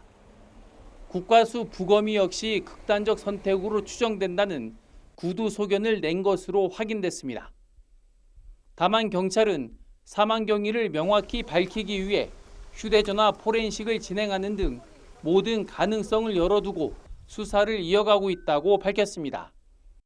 범행 경위와 동기를 밝히기 위해서 프로파일러를 지원받아서 지금 투입은 하고 있고 포렌식 자료 등 여러 가지 부분을 면밀히 분석해서 철저히 좀 밝혀내도록 하겠습니다. 하지만 전문가들은 초기 수사 부실과 시신 발견 정황을 둘러싸고 여전히 규명해야 할 과제가 많다고 지적합니다. 무섭던 장소를 가지 않죠. 일반적으로. 예. 그렇기 때문에 저는 굉장히 미스테리하다는 생각이 들어요. 가로등도 하나도 없는데 예. 저 길을 걸어서 갔을까. 경찰은 휴대전화 디지털 포렌식 분석 결과와 국과수의 최종 정밀 부검 결과를 바탕으로 장 씨의 정확한 사망 경위를 최종 결론 지을 방침입니다. YTN 고재영입니다. 숨진 장미란 씨의 휴대전화에도 실종 신고 이후 통화 기록은 없는 것으로 드러났습니다. 경찰은 프로파일러를 투입해 부경장의 진술을 분석하는 한편 부경장이 맡았던 사건을 전수조사하기 위한 TF 가동에 들어갔습니다. 이정미 기자입니다. 법원의 체포 적부심을 거쳐 풀려난 지 하루 만에 다시 구속된 부모 경장. 부경장은 법원에서도 경찰에서도 실종자와 통화를 했다는 취지의 주장을 이어간 것으로 전해졌습니다. 유가족에게 하실 말씀 없으십니까? 왜 뭐라고 소명하셨습니까? 하지만 부경장의 휴대전화나 경찰서 전화는 물론 숨진 장미란 씨의 휴대전화에도 흔적은 없었습니다. 경찰은 장 씨가 집을 나간 5월 12일부터 신호가 끊긴 17일까지는 통화 내역이 없다고 밝혔습니다. 그럼에도 부경장이 증거와 배치되는 주장을 이어가는 건 처벌을 줄이려는 전략일 수 있습니다. 부경장이 받는 3가지 혐의 가운데 직무유기 혐의는 고의성이 있어야 처벌이 가능합니다. 저는 정말 이거 통화했습니다 라고 계속 주장을 하는데 통화 기록이 없잖아요. 그러면 그럼 저는 통화한 줄 알았는데 제가 뭐 착각을 한 것 같습니다. 억지 주장이고 인정되지 않을 만한 발뺌입니다만 뭐 이런 여러 가지 고려들을 해서 하는 것이 아니냐. 경찰은 프로파일러를 투입해 부경장의 진술과 심리 상태를 분석하고 있습니다. 굳이 실종 사건을 조작 종결하면서 하나는 교통사고 사망, 하나는 소재 파악이라고 다르게 입력한 점도 이해하기 어려운 대목입니다. 경찰은 부경장이 처리한 실종 사건 298건을 전수조사하기 위해 TF 가동에 들어갔습니다. 피의자가 처리한 신고 전건에 대해서 전수조사 TF를 가동, 최대한 신속 정확하게 점검해서 철저히 수사를 이어갈 방침입니다. 국회 행안위 일부 의원실에는 부경장 사건 가운데 실종자와 연락이 닿지 않는 사건도 있는 것으로 보고됐지만 경찰은 아직 확인 중이라며 허위 종결 사건이 추가로 나오면 수사 의뢰하겠다고 밝혔습니다. YTN 이정미입니다. 제주 실종 사건 허위 종결로 경찰에 대한 불신과 우려가 커지는 가운데 정부가 긴급 경찰 지휘부 회의를 열었습니다. 윤호중 행정안전부 장관은 이 자리에서 제주 실종 사건에 대한 철저한 진상조사와 경찰 업무체계 전반에 대한 재검토를 지시했습니다. 이어 광주경찰 비리 사건이 발생한 지 얼마 지나지 않아 또다시 경찰관의 비위, 기강해이 사건이 발생했다며 국민께 송구하다는 말씀과 함께 철저한 재발 방지 대책을 약속했습니다. 제주 실종 사건 허위 종결 논란이 확산하면서 민주당이 연일 경찰개혁에 고삐를 쥐고 있습니다. 이번 사건을 계기로 검찰 보안 수사권을 복원해야 한다는 국민의힘의 여론전에 대응하면서 공세 차단에 안간힘을 쓰고 있습니다. 송재인 기자의 보도입니다. 국민의힘 장동혁 대표는 취임 1주년 기자회견에서 국민 안전주권이 위태로워진 배경으로 정부 여당이 추진한 검찰개혁을 거론했습니다. 검찰 보안 수사권 폐지의 피해가 고스란히 국민에게 돌아갈 거라는 건 경찰의 허위 종결 논란이 커지고 있는 제주 실종 사건만 봐도 알 수 있다며 이제라도 되돌려야 한다고 여론전을 폈습니다. 이 정권은 문제가 생기면 고치겠다고 합니다. 국민의 피해가 현실로 닥치기 전에 보안 수사권 회복 입법에 힘을 쏟겠습니다. 며칠째 이어진 공세에 민주당 김민석 대표도 공개 반박에 나섰습니다. 제주 실종 사건 허위 종결이 국민의 공분을 사고 있는데 이것은 일각의 이야기와는 달리 현재 검찰의 보안 수사권이 작동하는 상태에서 벌어진 일입니다. 지금 무엇보다 중요한 건 경찰개혁이라며 사건 암장과 무단 종결 등 경찰 조직 내 폐단을 뿌리 뽑아야 한다고 강조했습니다. 다만 당 내부적으로는 수사권 조정을 마친 시점에 경찰 불신을 키우는 사건이 잇따라 터지면서 여론 악화를 우려하는 분위기도 감지됩니다. 김 대표는 당 의원들에게 이번 사건을 검경 관계 문제로 돌리거나 한쪽을 옹호하는 듯 보이지 않게 신경 써달라며 입단속에 나섰고 개별 의원들은 상임위에서 수사권 논란 확산 차단에 총력을 기울였습니다. 수사권과 저는 연관되어 있지 않는 사건을 가지고서 경찰이 다 잘못했기 때문에 검찰의 보안 수사권을 줘야 된다라는 이런 논리는 매우 잘못됐다라고. 타살 위험이 없다고 딱 단정할 수 있는가? 정말 두렵고 무섭습니다. 이 때문에 저는 보안 수사권에 대한 우리가 논의를 다시 시작해야 된다. 수사권 공방과는 별개로 이딴 부실 수사 논란으로 커진 경찰에 대한 불신을 어떻게 해결할지도 민주당 앞에 놓인 시급한 과제입니다. YTN 송재인입니다. 국민의힘이 이재명 대통령을 향해서 거창한 경찰개혁을 외치기 전에 국가치안 책임자인 경찰청장부터 임명하라고 촉구했습니다.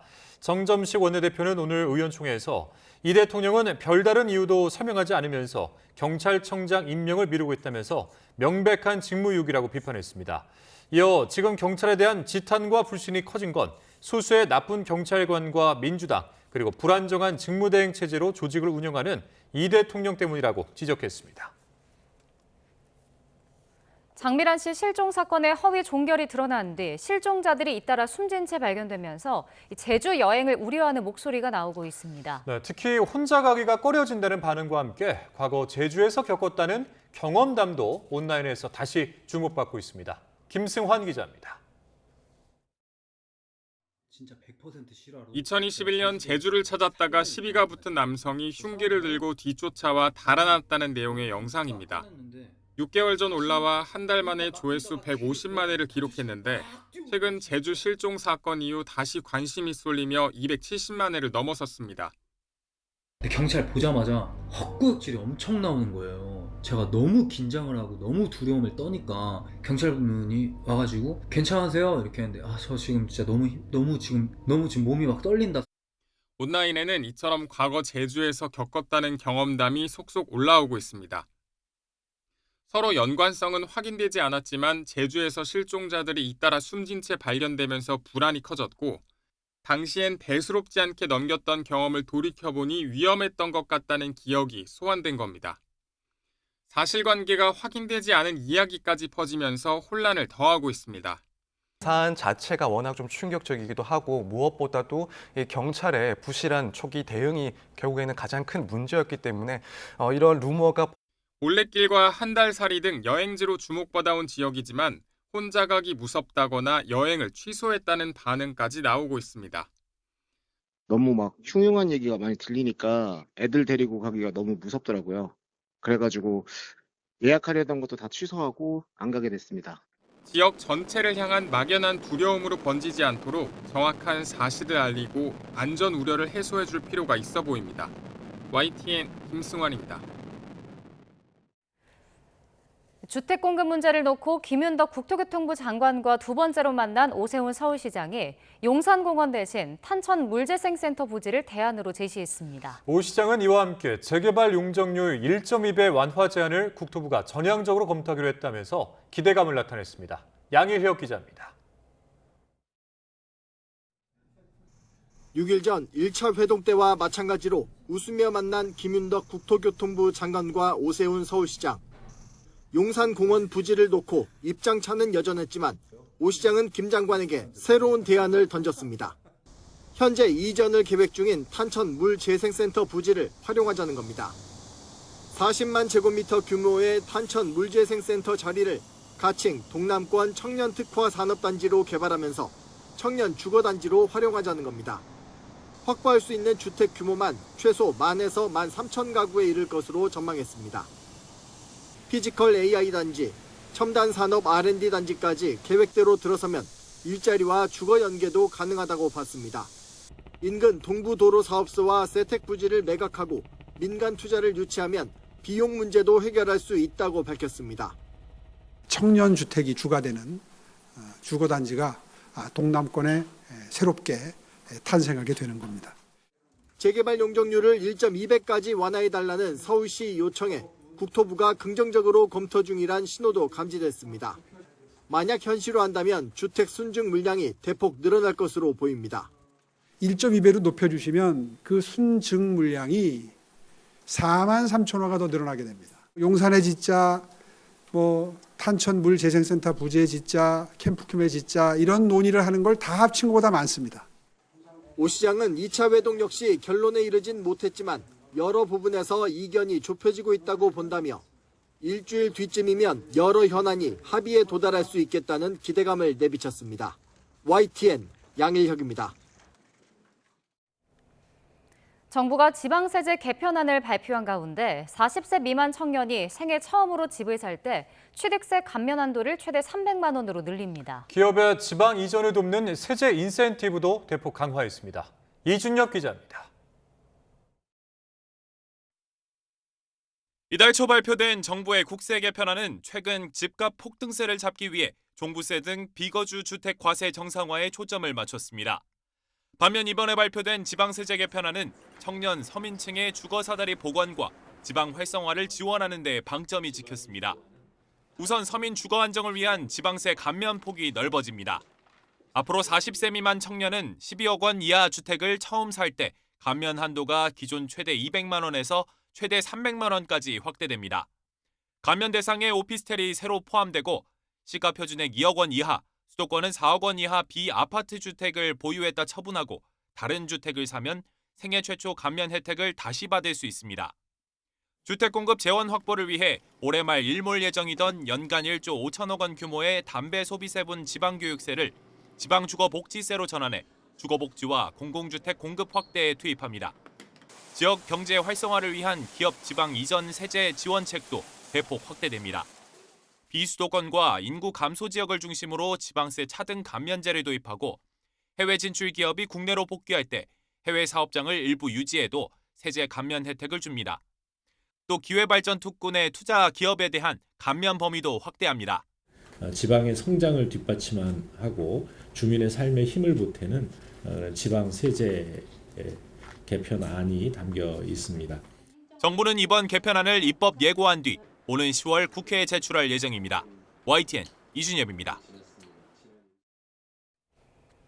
구윤철 부총리 겸 재정경제부 장관이 비거주 1주택자 종부세 기본 공제액을 12억 원에서 9억 원으로 낮추는 방안에 대해 여러 가지 생각을 하고 있다고 밝혔습니다. 구 부총리는 오늘 국회 예산결산특별위원회 전체 회의에서 입법 예고 기간이 지났기 때문에 최대한 경청해 비거주에 대해서도 합리적인 사유가 되면 인정을 해줄 것이라며 현실에 맞는 대책도 병행하겠다고 설명했습니다. 이번 세제 개편안 성격에 대해선 시가 30억 원 이하 거주용 주택에 대해 세부담을 덜어주고 다주택과 고가 주택에 대해서는 과세를 정상화한 합리적 세제라고 강조했습니다. 대법원이 서울 서부지법 폭동 가담자들을 상대로 11억여 원의 손해배상을 청구하는 소송을 냈습니다. 대법원은 오늘 이 폭동 가담 혐의로 유죄가 확정된 5명을 상대로 물적 피해 복구 비용 11억 7,589만 원을 청구하는 소송을 냈다고 밝혔습니다. 이어 지난해 1월 발생한 폭동으로 서부지법 청사가 심각하게 파손되고 공무원들도 정신적 충격을 받았다며 이는 법원 청사에 대한 집단적 폭력이자 파괴 행위라고 규정했습니다. 일타 강사 현우진 씨 등 이른바 사교육 카르텔 관련 1심 판단이 의혹이 불거진 지 3년여 만에 나왔습니다. 교사들과 문항을 대가로 한 금전 거래는 사실이지만 처벌 대상은 될 수 없다고 무죄를 선고했습니다. 신기혜 기자입니다. 교사와 문항 거래를 한 사교육 업체 등 21곳에 대해서도 청탁금지법 위반 혐의로 수사 의뢰가 함께 이루어질 것입니다. 지난 정부의 수능 킬러 문항 배제와 맞물려 사교육 카르텔 해체가 범정부적인 과제로 떠올랐던 2023년. 수학 1타 강사 현우진 씨도 카르텔의 핵심으로 지목됐습니다. 감사원 조사와 2년 넘는 수사 끝에 문항 거래의 대가로 현직 교사들과 배우자의 4억 원 넘는 돈을 건넨 혐의로 기소됐는데 논란이 제기되고 3년여 만에 나온 1심 판단은 현 씨와 교사 모두 무죄였습니다. 재판부는 이들 사이 금전 거래가 있었다는 점은 인정했습니다. 모의고사 문항은 개당 24만 원대, 일반 교재 문항은 개당 13만 원대의 거래가 이루어졌다고 봤습니다. 하지만 재판부는 공직자가 사적 영역에서 진행한 금전 거래까지 처벌할 수는 없다는 청탁금지법 조항에 주목했습니다. 교사가 제공한 반대급부를 넘어서지 않는 정도의 금품을 받았다면 문제 삼을 수 없다는 건데 현 씨는 문항을 채택한 경우에만 대가를 지급했다고 재판부는 설명했습니다. 일부 송금 내역이 의심스럽다고 지적하면서도 현 씨가 교사뿐 아니라 전문 업체 등으로부터도 문제를 사들였고 지나치게 과도한 액수로 보이지는 않는다고 부연했습니다. 선생님들이 이 사건으로 인해서 뭔가 현직 교사로서 프리미엄을 받고 문항을 제공한 것도 아니고 그리고 문제에 낸 것들을 어떤 학교 시험에서 출제한 것도 아닙니다. 현 씨는 불출석 사유서를 제출하며 선고기 이래 모습을 드러내지 않았는데 검찰은 판결문 내용을 검토해 항소 여부를 결정할 전망입니다. YTN 신기입니다. 서울 북부지방검찰청이 오늘 마약을 투약한 채 여성을 살해하고 현금을 뺏은 혐의로 50대 남성 A씨를 재판에 넘겼습니다. A씨는 지난달 28일 새벽 서울 수유동 오피스텔에서 필로폰을 투약한 뒤 50대 여성을 살해하고 현금 120만 원가량을 빼앗은 혐의를 받습니다.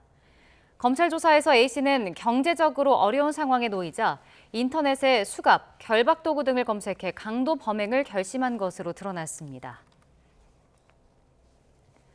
추석이 다가오고 있는 가운데 물가가 하루가 다르게 치솟고 있습니다. 4인 가족이 집에서 삼겹살을 먹어도 4만 원이 넘게 든다는 통계가 나온 데 이어서 채소와 과일 가격도 들썩이고 있습니다. 황윤태 기자의 보도입니다. 진열대에 놓인 고기를 이리저리 만져보지만 들었다 놨다 고민이 이어집니다. 지난해보다 평균 10% 넘게 오른 삼겹살 가격에 쉽사리 손을 뻗지 못합니다. 6개월 전에는 엄청 샀거나. 근데 그 후로부터 계속 이 오르막오르 했는데 계속 꾸준히 이렇게 비싸더라고요. 집에서 삼겹살을 구워 먹기 위해 저도 직접 이렇게 장을 봤습니다. 통계상으로는 삼겹살과 마늘, 상추를 1인분씩만 구매할 때 10,000원이 조금 넘는 가격이 나오지만 소포장된 제품이 적기 때문에 체감 가격은 훨씬 더 높습니다. 지난해보다 10% 넘게 뛴 한우는 언감생심. 소비자들은 수입 코너를 서성입니다. 고기값 가격 상승 요인으론 휴가철로 인한 수요 증가와 사료값의 꾸준한 오름세가 꼽힙니다. 폭염 끝 채소와 과일 가격도 오르고 있습니다. 깻잎과 배추, 토마토와 시금치가 지난달에 비해 큰 폭으로 오른 데 이어 사과 가격도 13% 뛰었습니다. 외식 메뉴도 계속 오르고 있습니다. 쌌다 비쌌다 해요. 갑자기 그냥 쌌다가 또 갑자기 또 배가 또 오를 때가 있어요. 또 종잡을 수가 없어요. 그냥. 아, 그렇구나. 그러니까 내가 싼 때 그냥 사놓는 거죠. 서울은 김밥 한 줄에 평균 3,800원이 넘고 삼계탕 한 그릇은 18,000원대가 됐습니다. 소비자들은 한 달도 안 남은 추석이 벌써 걱정입니다. 나물이나 하고 생선이나 좀 사서 그래야죠. 그냥 뭐 옛날 같지 않고 그냥 줄여서 간단하게 해야죠. 뭐. 정부는 농축수산물 수급을 점검하며 할인 지원을 이어가고 있지만 고물가와 고유가가 이어지면서 서민 장바구니 근심은 계속되고 있습니다. YTN 황윤태입니다. 주병기 공정거래위원장은 공정위 현장 조사를 거부한 쿠팡을 형사 고발할 것이라고 말했습니다. 주 위원장은 오늘 국회 예산결산특별위원회 종합정책 질의에 출석해 쿠팡의 조사 거부에 대한 대응책과 관련한 더불어민주당 송재봉 의원의 질의에 이같이 답했습니다. 주 위원장은 쿠팡이 법원에 집행정지 소송을 제기한 상태라 소송에도 대응한다며 전례 없는 일이 벌어져서 철저하게 대처해야 한다고 말했습니다. 결산 소위. 경북 경산에 있는 30대 대학교 강사가 자신의 수업을 듣던 20대 중국인 대학원생을 살해했습니다. 이 강사는 범행을 숨기려고 여성으로 위장해 이동했고 시신도 훼손해 유기한 것으로 알려졌습니다. 이윤재 기자가 취재했습니다. 지난 20일 새벽 2시쯤 담배를 피우던 남성이 치마를 입은 여성과 함께 집으로 걸어 들어갑니다. 20시간쯤 지난 뒤 치마를 입은 사람이 여행용 가방을 끌고 반대 방향으로 걸어 나갑니다. 실종 신고가 접수된 20대 중국인 여성 A씨와 A씨를 살해한 혐의를 받는 피의자 30대 정모 씨 모습입니다. 피의자 정 씨는 20일 밤 늦은 시간 A씨 휴대전화를 들고 여장을 한 채 택시를 타고 동대구역까지 이동한 거로 확인됐습니다. 이후 휴대전화 전원을 끄고 화장실에서 옷과 신발을 바꿔 입고 돌아왔고 다음 날에는 자신이 남자친구라고 말하며 실종 신고도 직접 했습니다. 22일엔 건물을 관리하는 부동산 사무실에 CCTV 영상을 볼 수 있는지까지 확인했습니다. 자기들한테 전화 왔더래. 사시는 분이 전화 와가지고 여자친구가 실종이 됐는데 하면서 전화 왔더래. 또 시신을 훼손하고 유기했는데 수사에 혼선을 일으키거나 증거물을 없애려고 치밀하게 행동한 것으로 보입니다. 경찰도 정 씨 범행을 눈치채지 못했고 참고인 신분으로 조사하던 중 뒤늦게 혐의를 알아차렸습니다.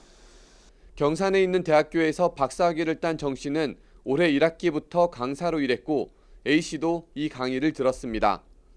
경찰은 정 씨를 상대로 구체적인 범행 동기와 경위를 조사한 뒤 살인 등 혐의를 적용해 구속영장을 신청할 계획입니다. YTN 이윤재입니다. 경기도 수원에 있는 아파트에서 외벽 작업을 하던 노동자가 추락해 숨졌습니다. 곳곳에서 화재도 잇따랐습니다. 사건 사고 소식 김희영 기자입니다. 잿빛 연기가 푸른 하늘을 뒤덮은 가운데 소방대원들이 연신물을 뿌립니다. 경기 시흥시 과림동에 있는 한 고물상에서 불이 났습니다. 오후 5시 반쯤 시작된 불은 9시간을 넘겨 새벽 3시까지 타올랐습니다. 야적장에 쌓여있는 물건이 많아 진화에 시간이 걸린 것으로 파악됐습니다. 다친 사람은 없었지만 창고용 비닐하우스와 고철류 150톤이 탔습니다. 불이 금방 잡히지 않으면서 서울 일부 지역까지 안전을 당부하는 재난 문자가 발송되기도 했습니다. 고속도로 한가운데 멈춰선 승용차에서 불길이 치솟습니다. 경부고속도로 기흥휴게소 인근에서 달리던 차량에 불이 났습니다. 불은 20분 만에 꺼졌고 차에 타고 있던 2명이 스스로 대피해 다친 사람은 없는 것으로 확인됐습니다. 다만 사고 수습 과정에서 한때 출근길 정체가 빚어지기도 했습니다. 경기 수원에서는 25층짜리 아파트 외벽에서 방수 작업을 하던 50대 남성이 추락해 숨졌습니다. 경찰은 남성이 혼자 일하다가 매달려 있던 줄이 끊어져 사고가 났다고 보고 정확한 경위를 파악하고 있습니다. YTN 김희영입니다. 5.18 민주화운동 재조명 목적의 포럼을 열어 폄훼 논란이 불거진 국민의힘 이진숙 의원의 제명 촉구 결의안이 국회 본회의를 통과했습니다. 국회는 오늘 본회의에서 이 의원에 대한 제명 촉구 결의안을 재석 의원 159명 가운데 찬성 157표, 반대 1표, 무효 1표로 처리했습니다. 국민의힘 의원 대부분이 표결 과정에서 퇴장한 가운데 한지아 의원은 표결에 참여한 뒤 자신은 기권했지만 당원 당규에 명시된 것처럼 5.18 민주화운동의 정신을 살리기 위해 이 의원의 제명을 촉구한다고 밝혔습니다. 국민의힘 장동혁 대표가 취임 1년을 맞아 당원 중심 개혁과 함께 여권에 맞서 제대로 싸울 인재가 필요하다고 강조했습니다. 최근 당내 반발을 일으킨 당협위원장 재선 출안을 놓고는 한 발 물러섰는데 당 안팎으론 신중론과 사당화 우려 등 파열음이 이어졌습니다. 보도에 이현정 기자입니다. 취임 1년을 맞아 기자회견을 연 국민의힘 장동혁 대표. 당원 중심 정당을 만들겠다고 재차 강조하며 안으로부터의 개혁을 선언했습니다. 저 장동혁 당원과 함께 국민과 함께 2028년 총선 과반 승리의 교두보를 쌓고 정권 탈환의 고지로 힘차게 나아가겠습니다. 장 대표는 특히 2028년 총선을 이기려면 제대로 싸울 수 있는 인재가 필요하다고 목소리를 높였습니다. YTN에 출연해서도 정권 탈환을 위해 당의 외연을 확장하고 보수 진영의 맏형이 되겠다는 포부를 거듭 밝혔습니다. 같이 연대해서 이재명 정권과 싸우고 그다음에 총선에서 승리하고 다음 대선에서 우리가 정권을 가져오기 위해서 같이 힘을 합치는 것이. 다만 당 쇄신안 핵심으로 꼽혔던 당협위원장 전면 재선출 구상을 놓고는 한 발 물러섰습니다. 당원이 당협 혁신의 주체가 되어야 한다는 원칙은 확고하지만 정기 국회를 앞둔 상태에서 당내 여러 우려를 고려해 시기와 속도는 조절하겠다는 겁니다. 시기와 속도에 대한 문제라고 생각합니다. 그래서 지난 최고위원회에서 그 결정을 하려고 하다가 시기나 그 속도 문제에 대해서 여러 의견을 듣고 있는 중입니다. 그러나 당 안팎에선 취임 1년을 맞은 날에도 장동혁 체제에 대한 잡음이 계속 새어나왔습니다. 중진 의원들은 최근 단행된 비당권파 의원들에 대한 징계 처분은 화합을 해치고 이대로면 총선 승리가 어렵다며 우려를 나타냈고 총선 승리하기는 어렵다 하는데 의견을 같이 해주셨습니다. 징계 문제에 대해서는 당의 화합과 결속을 해칠 우려가 있다 하는. 무소속 한동훈 의원 역시 장 대표를 겨냥해 사당화를 멈추라고 날을 세웠습니다. 그동안의 당을 이끌어온 방식이 모든 것이 사당화로 귀결되고 그걸로써 이재명 민주당 정권을 제대로 견제하는 것을 실패해 온 것이다. 장동혁 대표가 총선 승리를 위한 청사진을 내걸었지만 우려의 목소리도 여전합니다. 안팎의 진통을 원만히 수습하고 주도권을 확보할 수 있을지가 2년차 리더십의 첫 관문이 될 것으로 보입니다. YTN 이현정입니다. 개혁신당 이준석 대표가 6.3 지방선거 이후 당 노선을 재정비하는 과정에서 대표직을 전격 사퇴했습니다. 취임 1년여 만으로 당 쇄신 차원이지만 내부 소통 과정에서의 일부 파열음도 감지됐습니다. 보도에 박희재 기자입니다. 1년여 전 합리적 보수를 기치로 개혁신당 수장을 맡았던 이준석 대표가 대표직에서 전격 사퇴했습니다. 저는 오늘 개혁신당 대표직에서 물러납니다. 한 사람의 당원으로 동탄 이신도시의 국회의원으로 제자리에서 할 일을 하겠습니다. 6.3 지방선거 이후 쇄신을 위해 노력했지만 당내 호응이 충분하지 않았고 방향에 대한 합의도 어려웠다며 사퇴 이유를 설명했습니다. 99만 원 저비용 공천, 100% 온라인 공천까지 인재 영입을 위해 과감한 실험까지 시도했지만 기초의원 한석 확보에 서울시장 선거 5위에 그친 성적표, 설상가상으로 정의한 자작극 사태까지 뼈아팠던 결과들이 하나하나 당내 분위기에 영향을 준 것으로 풀이됩니다. 네, 저희가 시도한 것들은 되게 많았고요. 네, 그 패배가 굉장히 당 지도부에게 뼈아팠고 향후 총선 전략을 설정하는 과정에서 당내 의견차도 적지 않았던 것으로 파악됐는데 개혁신당 측은 국민의힘과의 합당설, 일부 의원들 합류설엔 사실 무근이라며 단호히 선을 그었습니다. 합당이나 연대 가능성 거론에 국민의힘은 큰 틀에서 여지를 열어놓으면서도 가치와 방향이 맞아야 한다는 원론적인 입장을 유지했습니다. 화학적 결합이 되지 않고 물리적 결합을 했지만 오히려 전체적인 갈등만 더 키운다면 방향성과 맞지도 않고 저는 연대의 효과도 없다고 생각을 하고 있습니다. 이준석 대표와 함께 최고위원 등 지도부도 전원 사퇴하기로 한 만큼 개혁신당은 당분간 천하람 대표 대행 체제로 전당대회를 준비할 계획입니다. 창당 이래 최대 난관에 봉착했다는 평가도 잇따르는 만큼 개혁신당이 향후 위기 대응책을 어떻게 마련할지 주목됩니다. YTN 박 기자입니다. 이재명 대통령의 국정 운영에 대한 지지율이 첫 30%대 후반을 기록했다는 여론조사 결과가 나왔습니다. 그래픽 함께 보시죠. 스트레이트 뉴스가 조원 CNI에 의뢰해 지난 20일부터 사흘 동안 전국 성인 남녀 2,001명을 대상으로 실시한 여론조사 결과 이 대통령의 국정 수행에 대한 긍정평가는 38.9%로 집계됐습니다.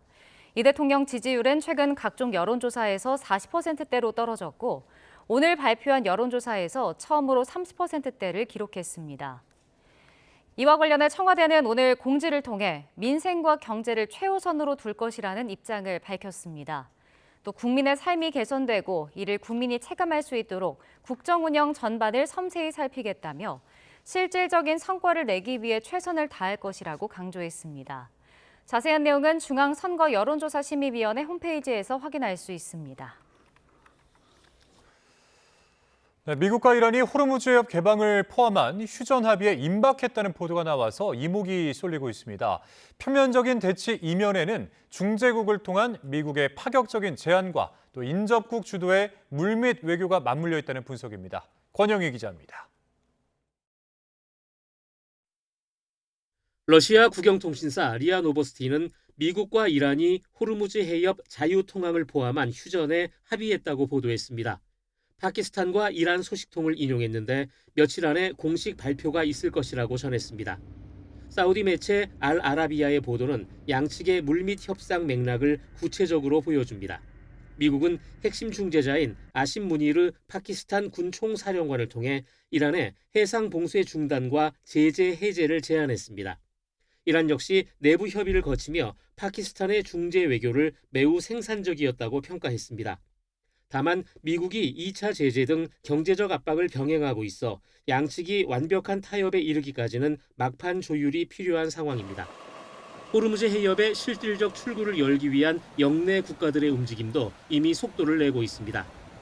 In regional discussion over that issue, and the imperative is to go back to the freedom of navigation and to the opening of the Strait of Hormuz the way it was before the war. 이란은 오만과 손잡고 호르무즈의 안전한 항행 재개를 위한 임시 공동항로 개설과 기뢰 제거 프로젝트 추진에 공식 합의했습니다. 다만 이란 측은 오만과의 협력이 미국의 일방적 통항 허용을 뜻하는 것은 아니라고 선을 그었습니다. 과거 양해각서에 따른 미국의 선제적 의무 이행을 선제 조건으로 달았습니다. 결국 양측이 돌파구를 모색하고 있는 건 분명해 보입니다. 그러나 미국의 압박과 이란의 강경한 선결 요구가 팽팽히 맞서는 만큼 완전한 합의 도달까지는 막판 진통이 불가피할 전망입니다. YTN 권영입니다. 네, 미국 몬태나에서 이른바 은둔형 외톨이로 지내던 40대 남성이 일가족 8명을 총으로 쏴 숨지게 하는 일이 벌어졌습니다.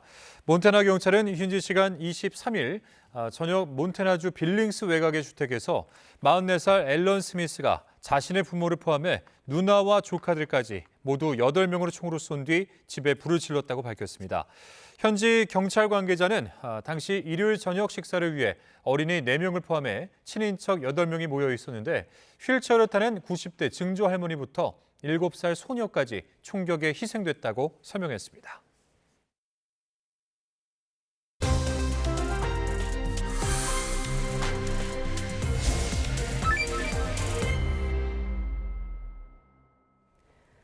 실종됐던 장미란 씨의 시신이 야자수 농장에서 발견된 것을 두고 사망 경위에 대한 의문이 이어지는 가운데 경찰이 추정 사망 시점을 발표했습니다. 네, 관련해서 이웅혁 건국대 경찰학과 교수와 지금부터 자세하게 내용 살펴보겠습니다. 안녕하십니까, 어서 교수님. 오십시오. 네, 안녕하세요. 네, 경찰이 사건 관련해서 브리핑을 했는데 일단 장 씨의 사망 시점을 이제 5월 12일 밤에서 13일 새벽 사이로 보고 있다고 밝혔습니다. 어떻게 들으셨습니까? 여기서의 그 사망 그 시점의 추정 근거는 일반적으로는 사실상 그 법 과학적으로 함의 그 원칙이죠. 네. 이를테면 하루 이틀 경우에는 시신의 강직도라든가 뭐 등에 있어서의 이 판단의 근거인데 지금 그 100일이나 그 지난 상태에서 너무 오래됐잖아요. 예, 그 시점을 추정하는 건 상당히 어렵고 간혹 가다가 최근에 이제 새로 도입된 그 기법 중에 하나가 시신이 이렇게 장기간 그 부패됐을 때 그 토양 등에 이를테면 식물이라든가 더군다나 그 시신이 그 부패되는 상태에서는 소위 그 파리가 그 날라들고 라고 하면 이 파리와 이제 구더기의 나이 그래서 1령, 2령, 3령 뭐 등에 대한 데이터를 통해서 어느 시기에 이렇게 사망이 이뤄졌다라고 하는 추정은 가능하고요.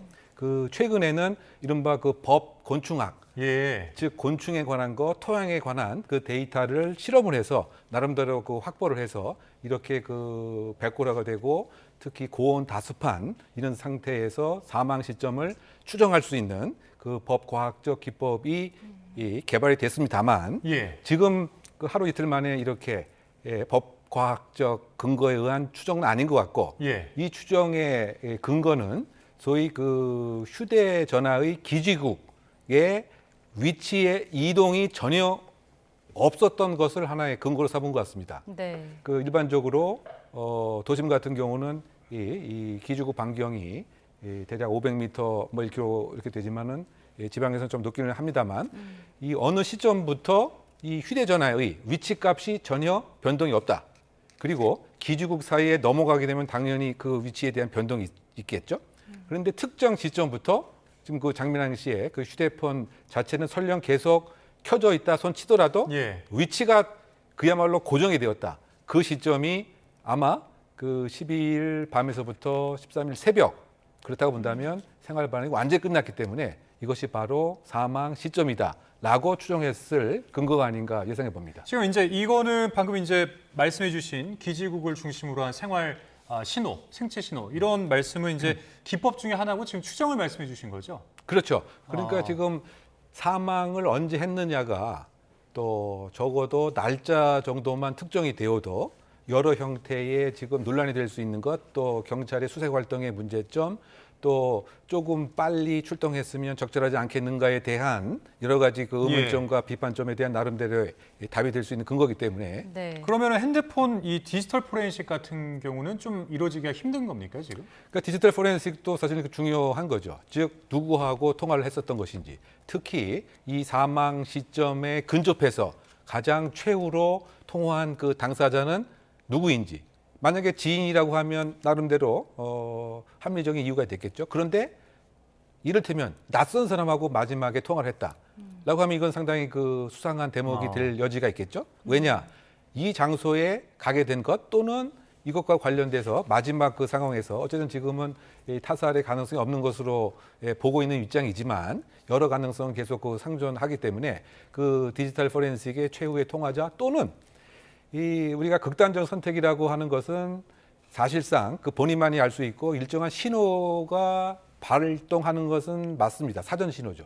그러다 본다면 이 휴대전화 안에 본인의 혹시 그 뭐 메모라든가 또는 이 많이 방문했던 어떤 뭐 사이트라든가 뭐 거기에서 일정한 이 감정적인 이런 그 자극을 받았을 가능성이라든가 그래서 어쨌든 그 디지털 포렌식에 대한 증거 분석은 아주 그 중요한 대목으로 보입니다. 네, 근데 지금 말씀하신 이 휴대전화 위치, 뭐 생활 반경이 이제 끊겼던 시점을 말씀해 주셨는데 사실 이게 지금 이렇게 나가고 나서 다음 날 이튿날이었다는 거잖아요. 그럼 만약에 교통사고 사망으로 사건을 종결하지 않았다면 하루 이틀 정도면은 수색 작업이 좀 더 이어졌어야 되는 것 아닌가요? 그러니까 이제 우리가 그 날짜별로 가만히 한번 생각을 해보게 되면 공식적으로 신고가 이 남자친구로부터 이루어진 시점이 15일 저녁 6시 43분입니다.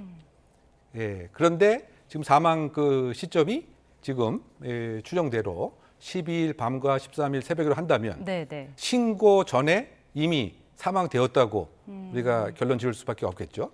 그래서 정말 사망 시점이 그때인지, 왜냐하면 지금 그 배터리 자체는 16일 아침 6시 반까지 계속 작동 중이었다. 즉 계속 휴대전화는 작동 중이었다. 그렇다고 이제 봤을 때 물론 이제 지금 휴대전화의 그 충전 기능 자체가 상당히 향상되었기 때문에 뭐 3, 4일 정도는 충분히 방전되지 않고 이제 유지가 뭐 되기는 합니다만 어쨌든 뭐 이런 것들을 이제 종합해 봐서 만약에 생존을 하고 있었고 그렇다고 한다면 그 당일 시점에도 그 집 파출소 그 직원들이 그 한림항 일대를 계속 수색을 하고 있었기 때문에 생존을 하고 있는 상태였다고 한다면 사실상 좀 더 적극적인 수색을 집중적으로 했었다고 한다면은 사실 생존하는 상태에서 구조도 가능하지 않았겠느냐라고 추정도 해보면 대목인데 지금 알려진 어쨌든 지금 이 시점과 데이터에 의하면 신고가 이루어지기 이전에 일단 사망한 것이 아닌가라고 하는 해석이 가능한 것이죠. 예. 네. 자, 지금 지금 속보가 들어왔습니다. 지금 외교부에서 네팔 라수아 지역에 홍수가 발생을 하면서 우리 국민, 한국인 8명이 연락이 두절됐다라는 소식이 지금 들어왔습니다. 이 8명은 한국 남동발전, 두산 에너빌리티 소속의 직원들로 전해지고 있고요. 지금 이 지역에서 수력발전소 건설 중에 연락이 두절된 것으로 보입니다. 이와 관련해서 외교부가 네팔 정부에서 구조팀을 파견해서 수색과 구조 활동을 이어가고 있다고 전했습니다. 지금 현지 시각 26일 오전 네팔 라수아 지역에서 홍수가 갑작스럽게 발생하면서 이쪽 지역에서 수력발전소를 건설 중이던 한국 남동발전 그리고 두산 에너빌리티 소속 우리 국민 직원 8명이 연락 두절됐다라는 소식이 전해졌습니다. 추가 내용이 들어오면 저희가 다시 한번 정리해서 전해드리겠습니다. 예. 자, 질문을 좀 이어가면 일단은 이 장 씨의 연인에 따르면은 장 씨가 평소 지날 때마다 좀 무서워했던 곳이라고 하더라고요. 그런데 범죄 심리 전문가들 이야기도 들어보게 되면 여성이 야밤에 야자수에서 극단적 선택을 할 수 있겠느냐 뭐 이런 분석들도 있던데 경찰 브리핑에서는 타살 가능성이 좀 낮다고 보던데 그 근거는 뭔가요? 그 근거는 일단은 지금 사망한 그 상태 자체가 이를테면 저항이라든가 뭐 결박흔이라든가 뭐 이런 그 것이 아니었다. 그리고 당일날 이 실종됐을 때 입었던 의복, 그다음 소지품 뭐 등등이 계속 그대로 유지가 되었고, 뭐 강도의 혐의라든가 소지품이 없어진다거나 뭐 이런 그 상태가 아니었다라고 하는 그런 점이고요. 그 다만 지금 이 야자 수비라고 하는 접근하기 어려운 곳에 과연 여성이 특히 심야 시간에 제대로 찾아가서 그와 같은 극단적인 선택을 한다는 것이 상당히 믿어지지 않는다. 그런 점 등에서 상당 부분 의문을 가질 수 있는 대목은 이제 맞는 거죠. 이제 그럼에도 불구하고 일반적으로 이제 극단적인 선택을 하는 그런 사람들의 경우에는 여러 가지 나름대로의 그 계획과 생각을 좀 해보는 경향이 있고요.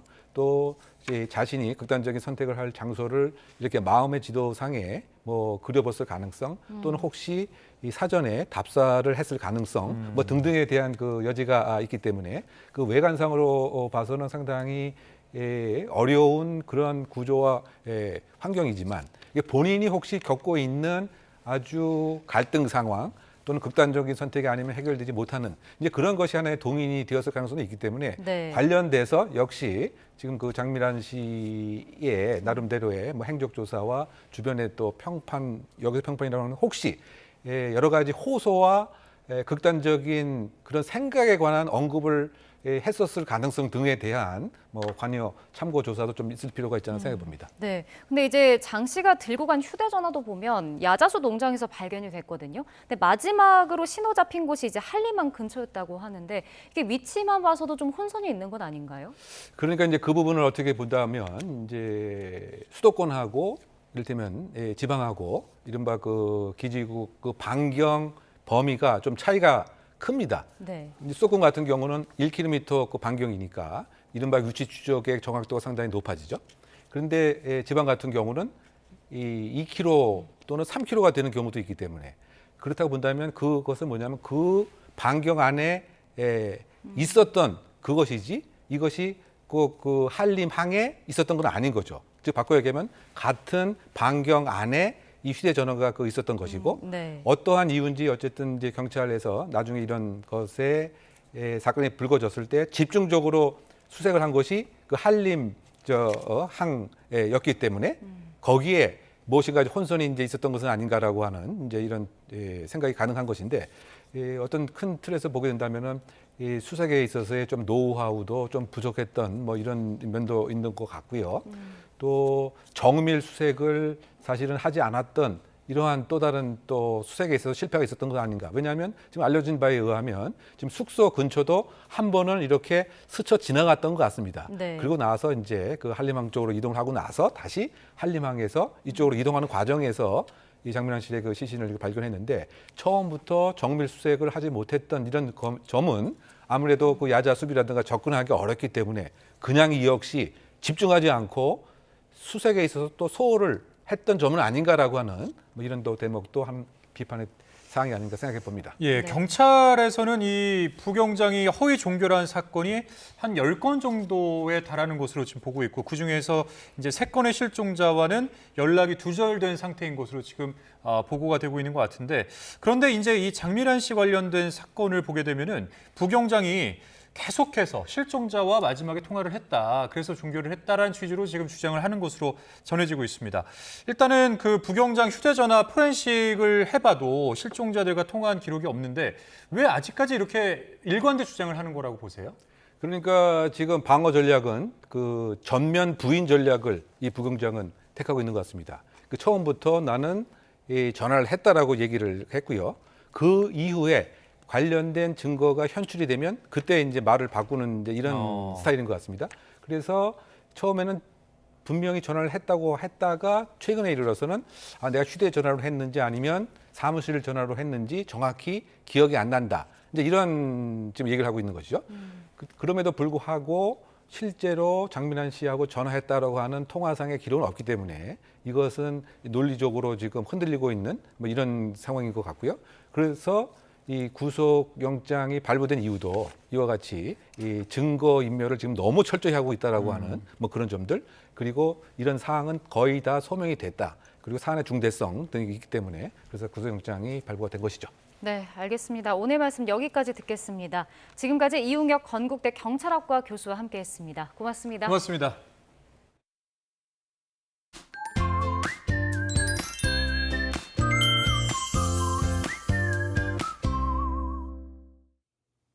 여름의 끝자락에서도 무더위가 계속되고 있습니다. 습도까지 높아 불쾌감이 무척 심한데요.